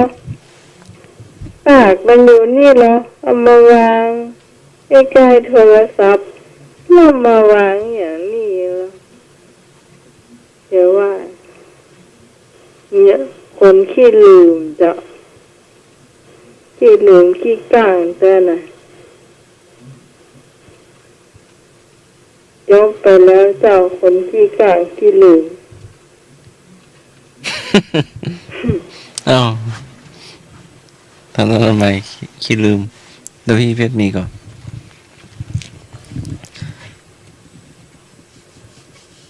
มีแหมก่อนนะไหมหรือว่า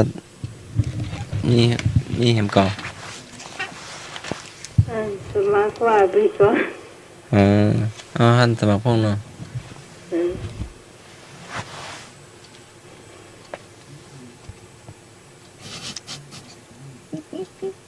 กำลังทำวัดอยู่เนาะทำวัดอยู่แล้วก็นี่สมณเณรมาบอกว่าทำไมมาบอกบอกว่ากลัวตกนรกจบเนาะไม่อยากรบกวนตอนทำวัดกันเนนจะมาตามมาตามเนนจะมาตามที่วิหารตอนกำลังทำวัดเย็นอยู่เนาะแต่เนนไม่กล้าเรียกเนนก็เลยรออยู่นอกวิหารเนาะถามว่าทำไมถึงไม่เรียกเนนก็บอกว่ากลัวตกนรกเห็นพระทำวัดอยู่เนาะน่าจะมันครับเคยกันนะเจ้าจบไปหนึ่งเรื่องเนาะอีกหนึ่งเรื่องก็น้าไหมก็บอกว่าบรรทัดสมัครน้ำท่วมก่อให้เป็นห่วงเนาะก็เลยโทรไปดูทางพ่อแม่ก็ยังสายยังไม่ว่างยังไม่ติดเนาะเจ้าน้าไหมก็เป็นห่วงเพราะภาคอีสานจังหวัด101เนาะที่ท่วมหนักพระเจ้าก็ขอส่งกำลังใจไปเนาะส่งบางทีก็ส่งข้าวของบางทีก็ส่งปัจจัยเจ้ายังไม่ติดนะแต่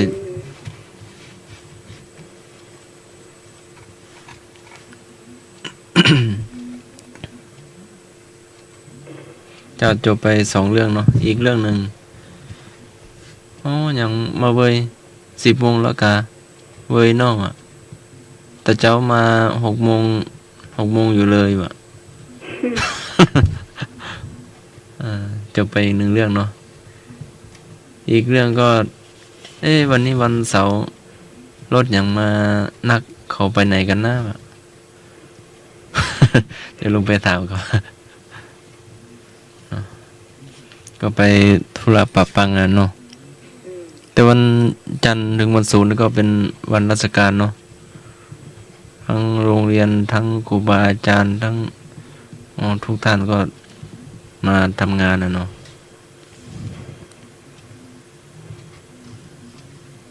เจ้าจบไป3-4 เรื่องโยมทางบ้านมีก็มาแบ่งปันกันเนาะเราเจี๊ยสั้นๆหรือเจี๊ยคืออย่างยาว เป็นเรื่องตลกแต่คงความหมายมันที่หลวงพ่อบอกไว้ไม่ใช่เจี๊ยข้าวหลามไม่ใช่ค่ะเจี๊ยภาษาไทยนี่ภาษาที่ผมเข้าใจนี่คือว่าฉันกินภาษากลางนะภาษาแบบคนจีนเนาะเจี๊ยแต่ว่าทานข้าวทานนี่ก็แต่ว่าเจี๊ยเรื่องเจี๊ยเรื่องเจี๊ยเนาะเรื่องตลกเรื่องเจี๊ยอันนี้มีเขียนไว้อยู่เนาะเรื่องนึงสมุดไปนะ เป็นช่วงช่วง ต่อ พุท ไป ธธรรมวินัยช่วงเจริญพร เพื่อภาษาไทยก็ว่าคำขันนะครับ เจี้ยคำขัน คำขันคำขัน คำขัน พุทธธรรม เจ้าจะ เจริญพร พุทธธรรมะ ต่อไป เรื่องเมียนเรื่อง ศีลธรรมประวัติศาสต ส ร์ องคนจะเป็นเพื่อนกัน คนหนึ่งมันขี้มิ่งคนหนึ่ง ก็ นี่ คน มัน ธรรมะพุทธานี่เป็ คนหนึ่ง ฮะอะไรนะ คนขี้มิ่ง ขี้ อ๋อน้าหมายเล่าต่อ ขี้มิ่งขี้มิ่งคือ ขี้โขดขี้เกียจ โกรธ ขี้โกร ขี้ ธ มิ่ง ขี้โมโห หมายถึงโกรธขี้มิ่งคือขี้โกรธเนาะ ขี้โมโห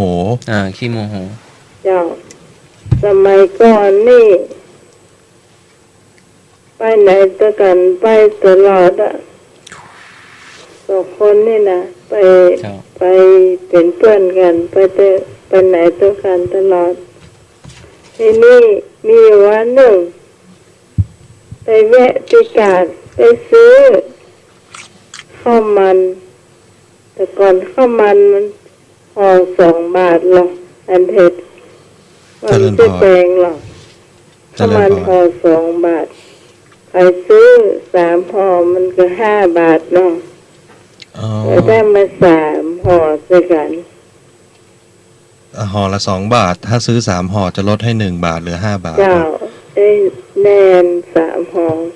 เจริญพร เรียนเพื่อนมากระถามเรียนคนเรียนหลังร้อนนะเพื่อน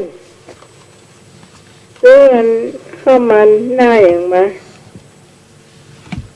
เพื่อนมันซ้ำขี้เล่นหนึ่งซ้ำขี้นิ่ง ได้มาแล้ว ได้หน้าสังกะสี ได้หน้าสังกะสี จริงไง เป็นลูกคนมันก็ว่าอีเส้นทางใหญ่ไม้เนี่ยถ้ามาเคยได้ยินหน้าสังกะสีสักคำตัวหนึ่งถ้ากินคนเดียวเจอ ได้หน้าสังกะสีว่าซื้อเข้ามาหน้าสังกะสีว่า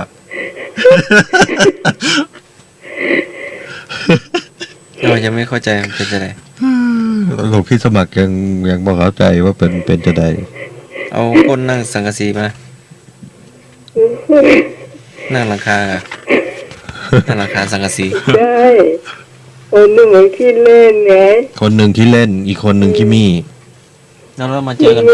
เขาเป็น เป็น เพื่อ เพื่อน นกันไปไหนมาไหนด้วยกันตลอด ไปไหนด้วยกันนะ แล้วไปซื้อข้าวมัน แล้วคนที่ขี้เล่นเนี่ยไปซื้อ แล้วเราไงต่อ ก็เลยบอกว่าได้หน้าสังกะสีนะแล้วทำไมไม่กินกันกินคนเดียวก็ใหญ่มาเนี่ยมันก็กินเนี่ย มาเต็มครับครับผมกดกินหน้าสังกะจาหน้าสังกะสีนะ อ๋อมีว่านั่งสังกะสี หน้าสังกะจานะครับ นั่งสังกะสีบ่เคยได้ยินนะ จะเกิดไปกินมีอย่างไร เดี๋ยวกันเอาจบตลอดเนาะไอ้นี่คนที่มันขี้มิ่งนะมันก็หันหน้าไปทางอื่นเนี่ยแล้วเพื่อนบางคนก็กินนั่งกินหน้าเจ้าเตะหอสองกินนะทำเห็ด เจริญพ กิ ร นไปเสี่ยงไป1 ห่อเพื่อนมันก็ต้มหันมาห่อที่2เอามาวางเตะกินแหมเพื่อนมันก็ต้มหันมา เพื่อนโกนขี้โขดหรือว่าเพื่อนขี้มิ่ง ที่มึงเนี่ย แต่เพื่อนที่ พออันห่อที่3มันกินต้นเก่งนะมันหันมาไปขี้หน้าไปขี้หน้าสังกะสีอย่างนี่มันใจไม่ได้นี่มันสักยาวเนี่ยก็ยังบ่พอ เอาหัวแล้ว ก็บ่พ่อยก่อนเพิ่นว่าอย่างก็โคตรที่ก่อน ผู้เจ้าหัวเราะไม่ได้นะ บ่พ่อยก่อนเนี่ย ฮะ มาแต่โคตรต้มได้กินนะก็มันได้กินสักกรรมแล้วเพิ่นได้มาโคตรอ่ะ คนหนึ่งคิดมิ่งแล้วคนหนึ่งเป็นอะไรนะ ที่เล่น อ๋อ คิดเล่น ขี้เล่น คนคิดเล่นน่ะบอกว่าซื้อหน้าสังกะสีมา ซื้อจากการไหน ซื้อจากการไหนหมูอ่ะ อืมน่าจะเป็นเจี๊ยบอกเก่าแท้ๆเนาะ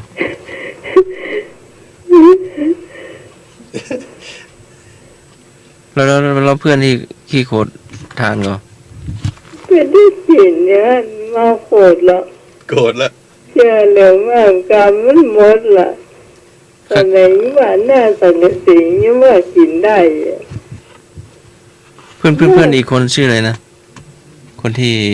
มาบอกเคยขี้โคตรนี่นิสัยเป็นยังไงนะ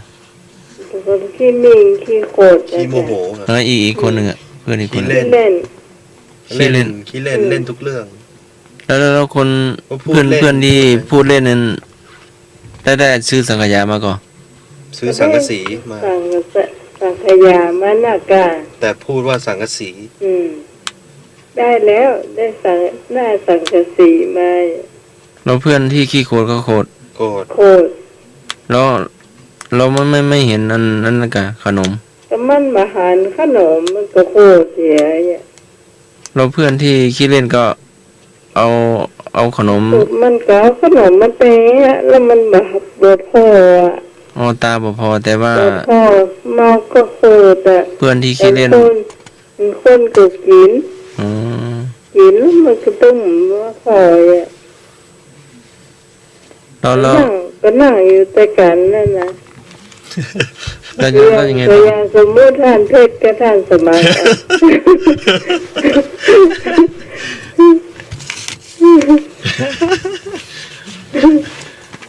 สมมุติหลว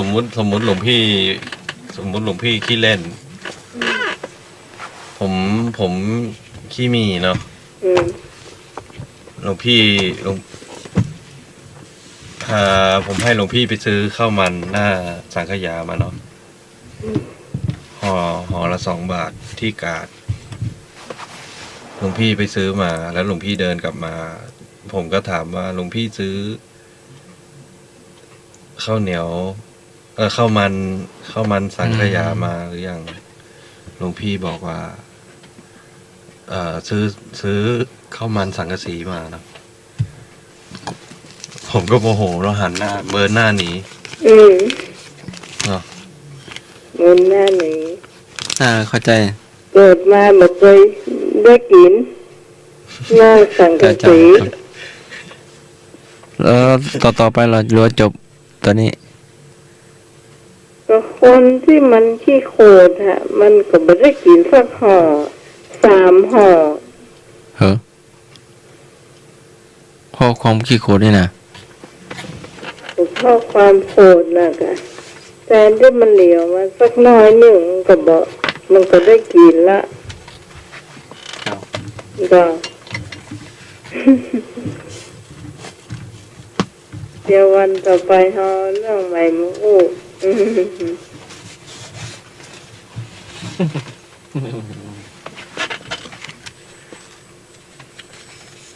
เจ้าให้หน่วยมีก่อน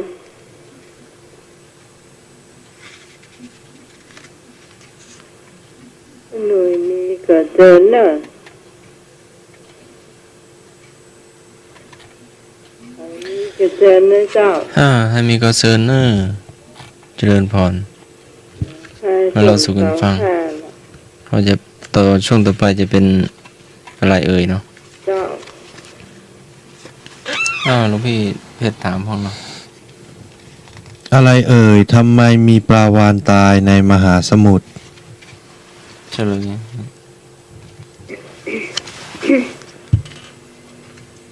เอาทบทวนแล้ว อะไรเอ่ยทำไมมีปลาวาฬตายในมหาสมุทรปลาวาฬตายในมหาสมุทรเพราะอะไร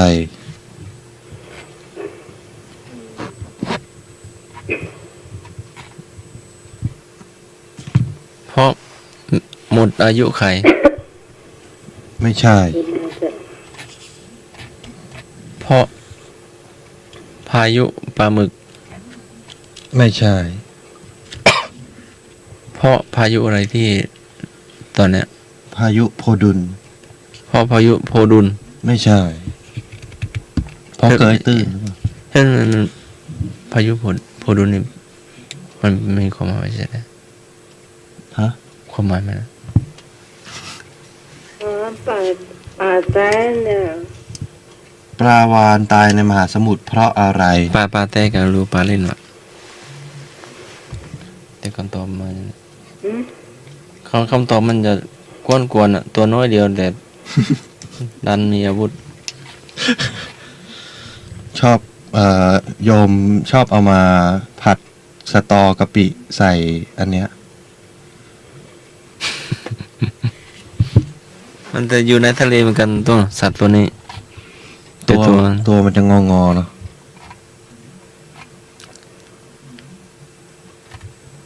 ตัวมันจะงอ เพราะว่ากุ้ง ปลาวาฬตายเพราะอะไรอย่าง กุ้ง กุ้งเฮ็ดกุ้งทำ กุ้งยะหยัง กุ้งยะหยัง กุ้ง ตัวน้อยเดียวทำไม่ประมาณตาย เอาเข็มไปแทงมัน ไม่เหมือนกันเนาะใกล้ทุกกันแล้วเนาะเฉลยแล้ว ปลาวาฬตายเพราะโดนกุ้งยิง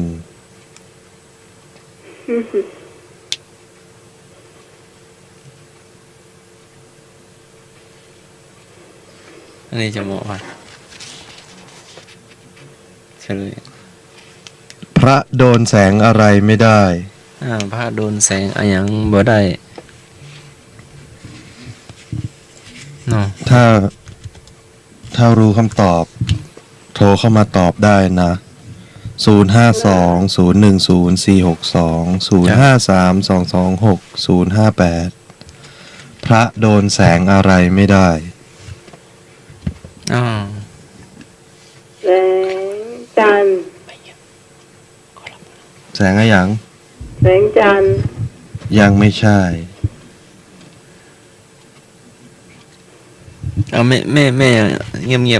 ยบไปหมดเลย อันนี้อยู่ใน กลับกันแล้วกัน อยู่ในร้านค้าทุกร้านเลยนะ แสงเนี่ย เจ้า แสง ดีครับ เจ้า วัยสาครับผม เจริญพร อันนี้ตอบว่าอย่างนี้ครับถ้าโดนหรือวะ พระโดนแสงอะไรอย่าง บ่ได้ บ่ได้ แสงเลเซอร์ บ่า มันจะอยู่ในร้านส่วนใหญ่จะเป็นกลางคืนก็ แสงไฟ บ่า มันเป็นอบายมุกนะมันเป็นน้ำอบายมุกอะ แสงสม นั่นละ พระโดนแสงโสมบ่ได้ แสงพระอาทิตย์เหรอครับ แสงโสมโยม แสงอะไรดีไม่รู้เนาะเดี๋ยวค่อยว่ากันเนาะ ลาไปแล้วแสงสม ครับกลับนมัสการนะครับอาจารย์ เจ้าเจริญพรหนุ่มประตูหายา แว่นด เขียนรุ่นนะ ต่อ ำแว่นด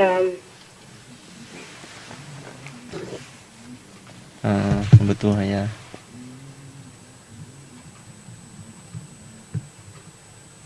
นี่ช่วงอาหารเมืองมาช่วยกันทายเนาะต่อไปจุด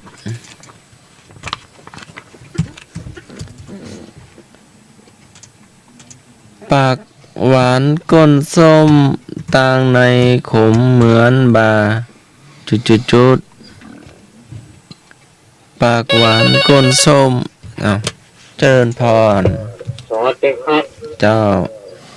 ทั้งในคุมมันบุกฟันมาขอครับ โอ้แม่นเหรอ บอกแคว แม่นนะ ตักหัวมา เจ้า แม่นแล้ว หลวงพี่เฉลยเลย เอาละ หลวงพี่ถามอ่ะ เจ้า ช่วยกันตอบ คนทานจุดสักข้อนะครับ ได้เลย ได้เลย ครับคุณน่าว่าใจไอ้รู้พอตรงไหนก่อนที่เขียว อาจา ให้ รย์ กินก็ก๋วยเตี๋ยวใส่ลูกจิ้นจุด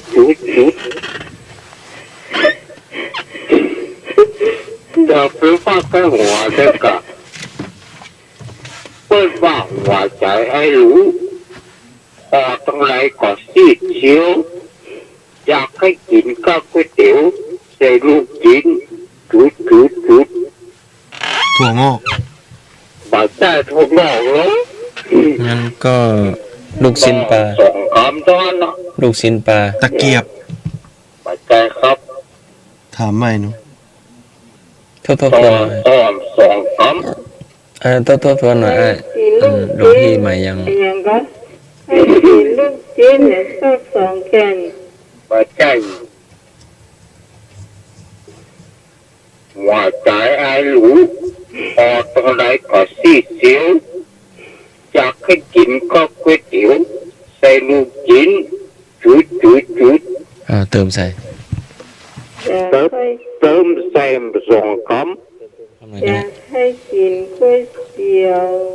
ำใส่ลูกจิ้น ใส่ถั่วงอก เจ้าบาดใจ ใส่ไม้ตะเกียบบ าดใจครับ ใส่ปาก บาดใจใส่ปาก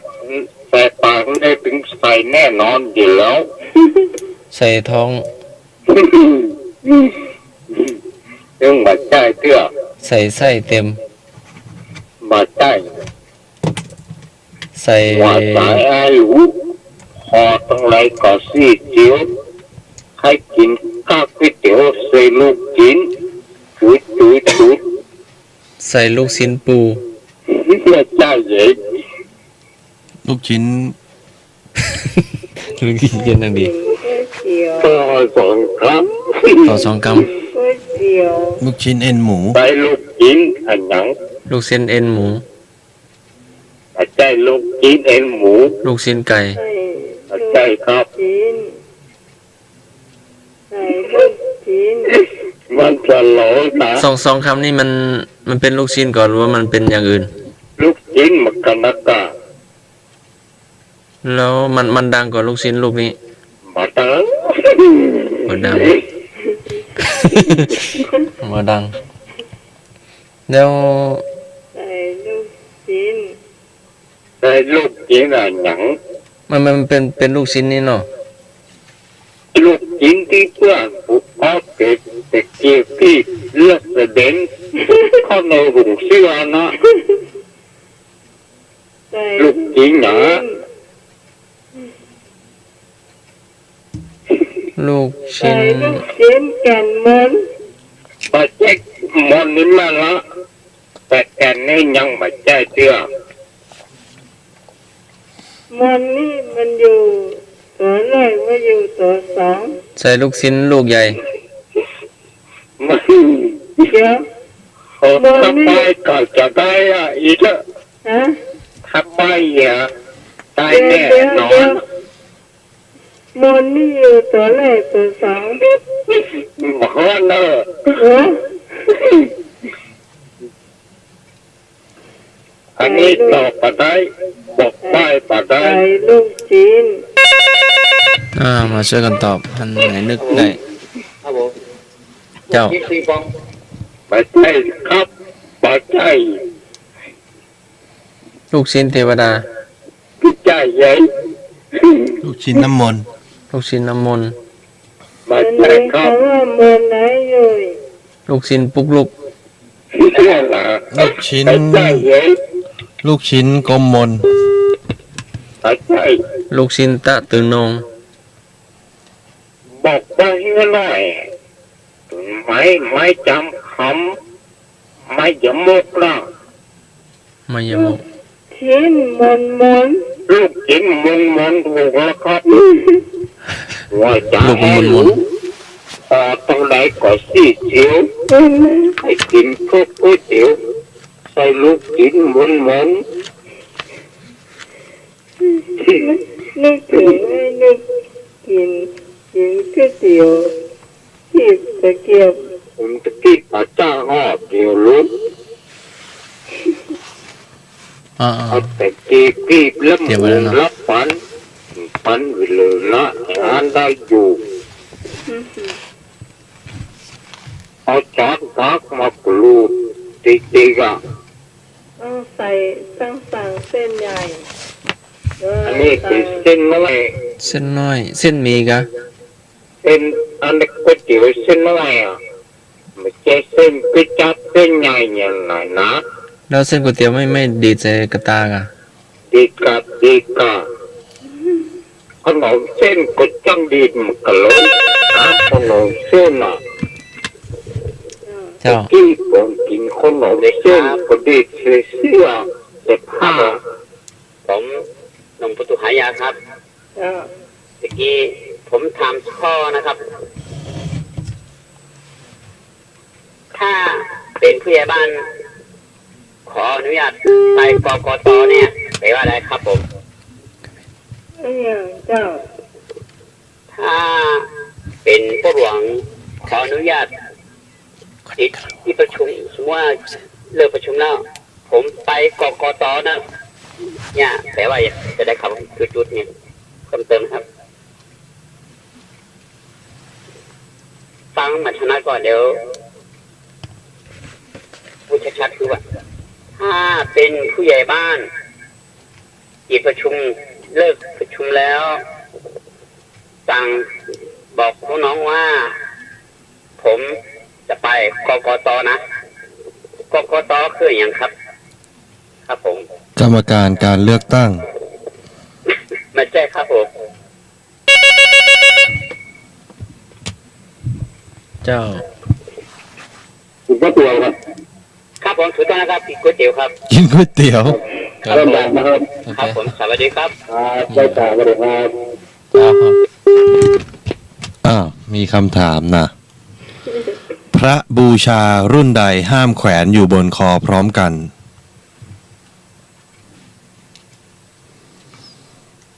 พระบูชารุ่นใดห้ามแขวนอยู่บนคอพร้อมกัน สมเด็จนางพญากับขุนแผน โอ้ โอ้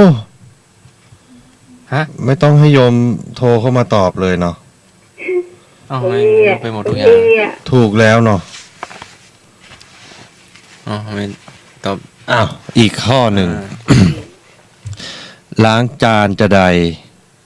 ให้มือไม่เปียก ล้างจานจะใด ให้มือไม่เปียก ใส่ถุงมือ ไม่ใช่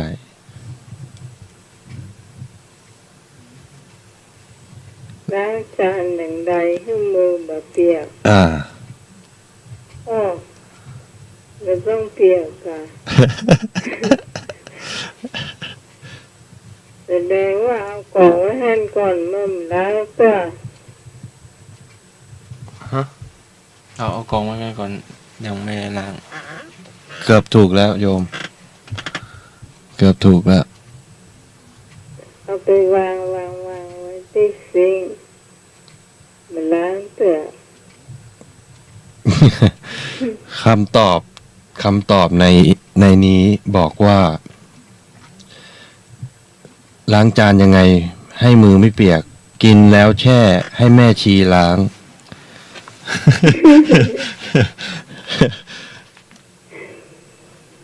คำตอบในนี้เนาะคำตอบในอินเทอร์เน็ตเนาะ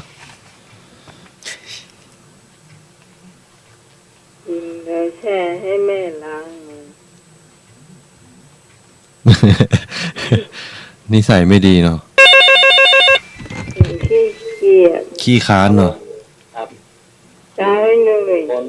คนนอนไม่ได้ทำคนทำไม่ได้ตุด มันไม่นอน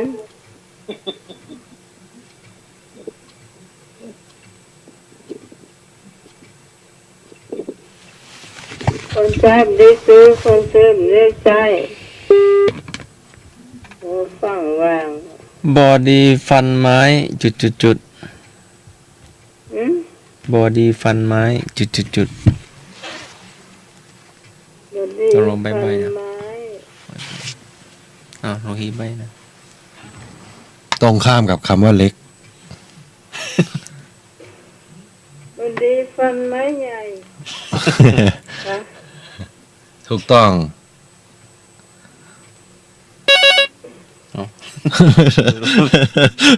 โยมพิสมัยตอบถูกแล้วเหรอ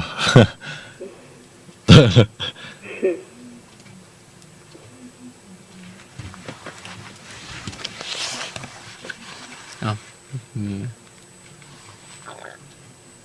ผู้ เปลี่ยน ฟังสามารถถามได้นะเจ้า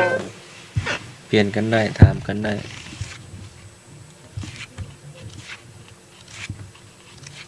ช่วงอะไรอย่างหรือช่วงอะไรเอ่ย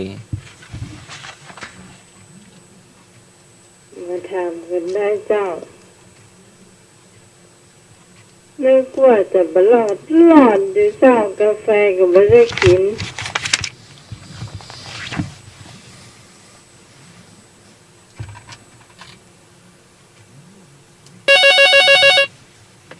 มานี่มาถามแน่น ส อ วัน สดีครับ เจ้า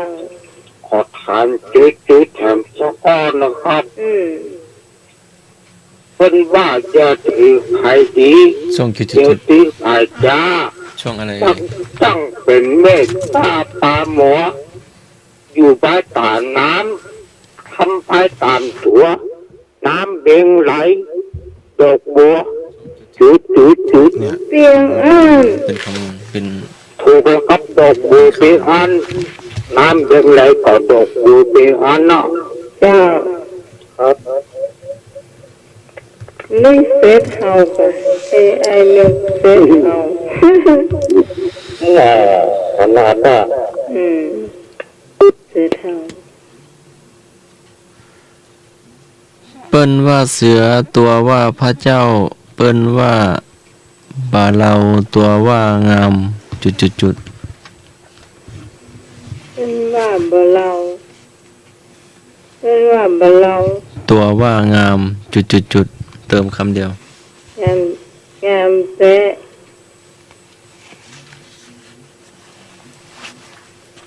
มันมีลอลิงนำหน้าลอลิงสระอำ โอเคครับ งามล้ ตัวงามล้ำถูกแล้วครับ คำว่างามล้ำมันเป็นยังไง งามล้ ำงามแท้งามหวานนะคะ ำครับ แล้วเปิ้นว่าบ่เราเหรอบ่เราเป็นจะได บ่เราเนี่ย เอาผมมางามนะ บ่ ต่อง ามนะคะได้เสียตาคนอื่นบ่เราคือบ่งามได้นึงเนาะ บ่เราไปว่าขี้เหร่ งามขี้เหร่ในเสียตาคนอื่น อันนี้ใช้กับคนเฮาหรือว่าใช้กับ คน ต้น เฮาค่ะ อ๋อก็นึกว่าต้นไม้ โอ้ใจเลยใจกับคน กะ เป็นว่าบ่เรามันว่างามล้ำเนี่ย คำถามต่อไป มีพี่น้อง3 คนขี่ควายกลับบ้าน คนพี่นั่งหัว คนกลางนั่งกลาง อีกน้องนั่งท้าย ท่านทราบไหมว่าควายจะหนักตรงไหนมากที่สุด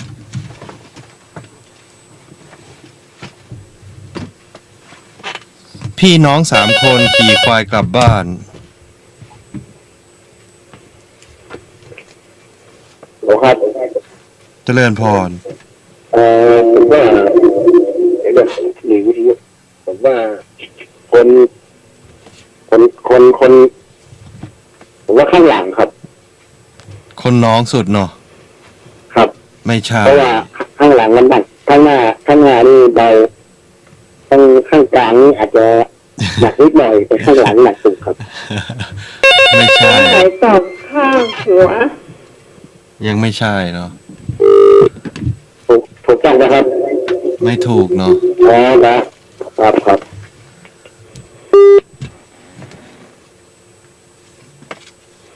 มันช่วยยัง เอาลองทบทวนใหม่ครับ พี่น้อง3 คนขี่ควายปิกบ้าน คนพี่นั่งหัว คนกลางนั่งกลาง อีกน้องนั่งท้าย ท่านทราบไหมว่าควายจะหนักตรงไหนมากที่สุด หนัก4 ขาเอารับสายที่มาก่อนนู่น ครับสวัสดีครับผม เจ้า คนที่นั่งหัวนะครับหนักกว่าครับ ที่นั่งหัวหนักสุดเนาะ ครับผม ยังไม่ใช่ ลุง เนาะ ประตูหายาครับผม พระเจ้าหายา ค เนาะ รับสวัสดีครับ เจริญพร นักหลังเจ้า นั่งหลังเนาะยังไม่ถูกเนาะ ไม่ถูก นักหลังเจ้า จากแม่มาปาง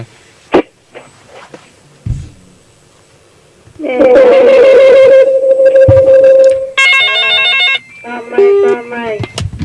นัก ครับ นักแข่งนักขา นักที่3แล้วครับ นักถึง3 นักแข่งนักขาเหมือนกัน หนักทั้ง3 นักทั้ง3 หลวงพี่ดูเฉลยนี่ เอาหลวงพี่เป็นคน แต่ข้างหน้าถูกต้องไหมครับพยาน ถูกไหม ไม่ถูกครับ ยังไม่ถูก นะ ในนี้ นักแข่งนักขานี่หรอนักแข่งนักขา ลงใบให้หน่อยเนาะ ฮะ ใบให้หน่อย ไม่ใช่นะครับ นัก ลงใบหน่อย หนักกลางนะครับหนักกลางเพราะว่ามันเดินไม่ได้ หนักกลาง ไม่ กลา ใช่ ง ครับ เราใบแล้วมัน นี่คำตอบผมอาตมาจะเฉลยเลยเนาะพี่น้อง3 คนขี่ควายกลับบ้าน คนพี่นั่งหัว คนกลางนั่งกลาง อีกน้องนั่งท้าย ท่านทราบไหมว่าควายจะหนักตรงไหนมากที่สุด เจ้า เฉลยไม่รู้เพราะท่านไม่ใช่ควายเนาะ โอ้ ไม่ได้บอกว่ากวนเนาะ คำถามนี้มันต้องอันไอ้ฉบับการจ้ะ มาเลย บัดเด่นกี่ฮักกึ่งจ้ะ ท่านชอบแบบนี้เนาะ อืม อาจจะเป็นกัน อีกข้อหนึ่งเนาะ เจ้า อะไรเอ่ย เวลาเรายืนมันห้อย เวลาเราเดินมันแกว่ง หืม เวลาเรายืนมันห้อย เวลาเราเดินมันแกว่ง เวลายืนก็ห้อยเนาะ เวลาเดินมันก็แกว่งไปแกว่งมาเนาะ แต่ตู้เจ้า แข นี่ นแขน โอ้แม่น ถูกต้อง เราฟัง ใจต้องการน้องไหมโทรศัพท์มาเข้าไปจ้าไปหน่อยเจ้าแขน ถูกเนาะ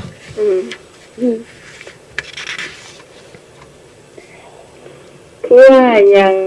เตรียมได้เหรอ ฮะ ว่าอะไรเดินไม่ได้วัวอะไรเอ่ยเดินไม่ได้ วัวอะไรเอ่ยเดินไม่ได้ วัวหลับ วัวอย่างเดินไม่ได้เหรอ เจ้า วัวหลับ วัวอย่างเดินไม่ได้วัว วัว วัวอย่าง วัวไปทานหญ้า วัวจะกระตือ วัวไปทานน้ำอ้าวมีสายมาช่วยกันตอบ วัว ครับ จะ ผ กระ ม แต่นะ นมตำมะลิครับ นมตา แม่น ม ก่ มะ อน ลิ ที่สมัย ฮะ นมตำมะลิแม่นก่อน ไม่เกี่ยวกับนม นะครับนมตำมะลิอ่ะเดินมาได้อ่ะ ตึกที่นม วัว มันก็วัว เอาตะกี้ผมเลยหรือว่ารีบโทรแล้วนะเอาแม่บุญโวยกับผม วัวอ ผ ย่าง มโทร226 ว่า นะ ยังเดินมาได้ไม่ใช่นมตาเบอรี่ อ๋อนี่นมตำมะลิคือนมสดของวัวนะครับ นั่น เอา ไปถามเป็นวัว ได้จะ ครับผมครับสวัสดีครับเดี๋ยวผมมีอย่างตอบ อะไรเดินไม่ได้ เข้ามาครับผม วัวมีชีวิตกะไหม เจ้า แท้ๆเลยกะ วัวมีชีวิต วัวไปวัด วัวเนี่ยวัวอยู่ในคอกกะ วัวอะไรเดินไม่ได้กะ ก็ไม่อยู่ในคอกก็ไปไหนไม่ได้หรอก วัวติด โดนมัด ติดลม โดนมัดไป วัวอยู่ในคอก แต่ถ้าไผ่เจอกรรมนี้เนี่ย นี่ เนาะ ได้ไหมกลัวอะไรเดินไม่ได้ ก็คือจะว่าไปแล้วเป็นกำผวนกันได้อ่ะ ที่ กวนก่อนหรือว่าเป็นคำพวนอย่างเดียว ผวน กวนด้วยเป็นคำตอบแบบกวนๆอะ โบ โอ้เข้ามาได้เลยเนอะสุดท้ายคืน สวั นี้ สดีครับ เตรียม เจ้า เตรียม นอนแม่นกับคำแม่บุญ สุภาษิต ได้ เป็นค เจ้า หัวนอนกับปัจจัยอ่ะ ำก่อน มัน นอน ทำ ใน ปวด หัว ป เนี่ยว ด หัวเนี่ย ปวดมาจากเนี่ย ข้อคิด งัวนอ ถ้าน ใครเกิดเป็นวันนี้เนี่ยโอ้ ครับผม เจ้า หัวที่ข้าง โอเคสั่งนะสั่ง ที่ นึก ข้า อง อก เตียวอ่ะ ที่ข้างเดียวนี่วันเสาร์หรอยัง งัวอย่างเตียวก็ได้อ่ะ อืม งัว หัวที่ข้าง ใช่เจ้า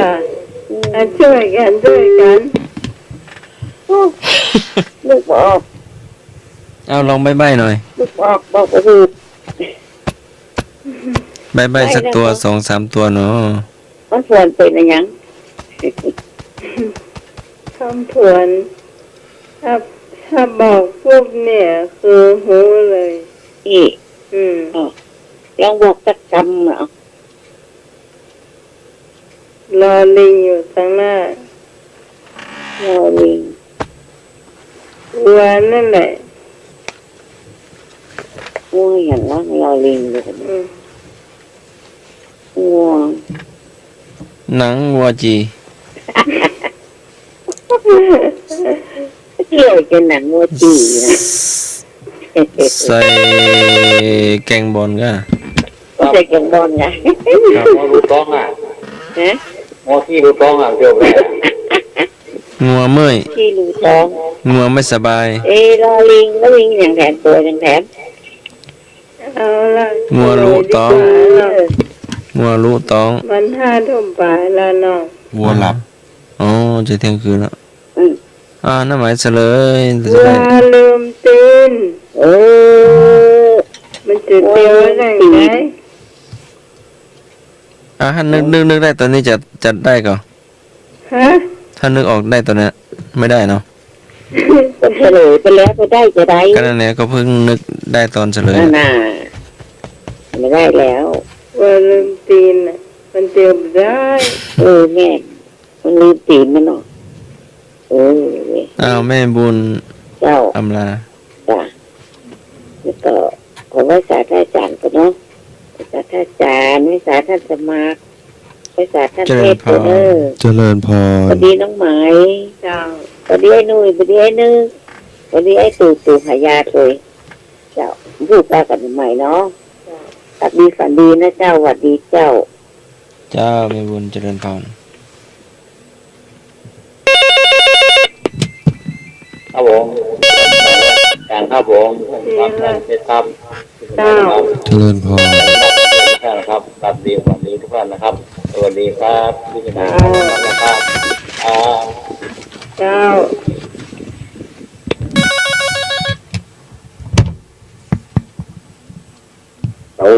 กูก็กักคอสมาเตอ เรา ร์ ครับ เจ้า เจ้า เรารับฝันดีเนาะผมได้ฟังเดินแล้วครับผมเลยก็ตอบคำถามต้อง หนุ่มเว้นดำเนาะ ครับใช่ครับผมค่อยได้ฟังมือนะแต่ น้องเบนดำใส่แล้วเนาะ เลยนะก็ตอบคำถามเนี่ยไม่ได้ครับม่วนดีครับ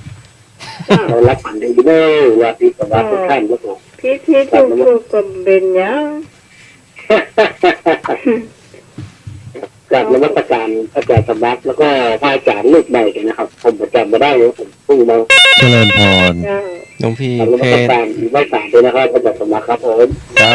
เจริญพร อาจารย์สมมติว่าที่วัดพระคุณพระครูสวัสดีครับผมบุ๊กเลยนะครับนมัสการครับ อาจารย์ครับเทศแล้ว เจ้า ท่านสมัครด้วยครับผมและพี่สมัยแล้ว เพื่อนหนุ่มแว่นดำแล้ว พี่หนุ่ยและพี่นิดและแม่บุญทุกท่านขอบคุณ ทุกท่านขอให้ยกมือ10 นิ้วขอกราบขออภัยถ้าผมพูดอะไรไม่ชัดเจนก็อโหสิกรรมของผมครับขอให้หลักได้เงินหมื่นขอให้สิ่งได้เงินแสนวันจันทร์นี้ขอให้รุ่นทุกคนครับผมครับท่านอาจารย์เทศแล้วท่านสมัครขอนมัสการครับผมสวัสดีครับ เจริญพร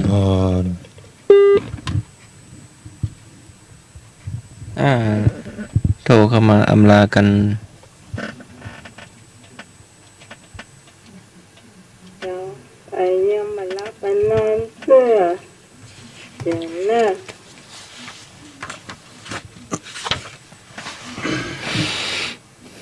ฮัสบักเนาะโอ้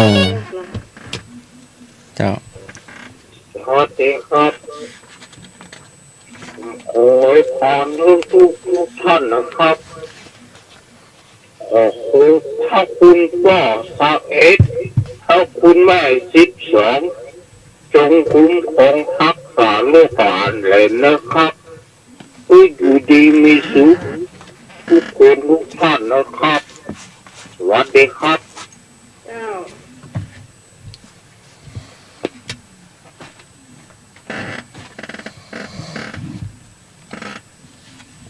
ต่อไปท่านสมัครกับท่านเทศ คันติหิตะสุขาวหา ความอดทนนำมาซึ่งประโยชน์สุขค่ำคืนนี้ก็ขอให้อุบาสกอุบาสิกาไหว้พระสวดมนต์ภาวนาก่อนนอนหลับเป็นสุขตื่นมาก็เป็นสุขขอเจริญพรหลวงพี่เพชร จิตใจดีคิดดีคงดีนัก พูดดีมีคนรักมากมายเหลือ กระทำดีได้ดีมีเหลือเฟือ ไม่ควรเบื่อทำดีทุกที่ทางสำหรับค่ำคืนนี้ ขอให้โยม ทุกท่านเทวดาคุ้มครองหลับฝันดีตื่นมาพบแต่สิ่งดีๆ เจริญพร สำหรับค่ำคืนนี้เจ้าขอขอบคุณทุกเสียงทุกสายที่มันช่วยกันจัดรายการธรรมะคลายเครียดผู้ผ่านไปได้เยอะดีนะเจ้าเราจะมาพบปะกันใหม่เจ้าโดยทีมงานธรรมะคลายเครียดของเราสำหรับวันนี้น้องใหม่พร้อมทั้งทีมงานทั้งหมดทั้งมวลเจ้าลาคุณผู้ฟังไปก่อนเราจะมาพบปะกันใหม่เจ้าในคืนพรุ่งนี้ตั้งแต่3 ทุ่มถึงเที่ยงคืนนะเจ้าวันนี้ขอลาคุณผู้ฟังไปเพียงเท่านี้ก่อนนะเจ้าขอบคุณสวัสดี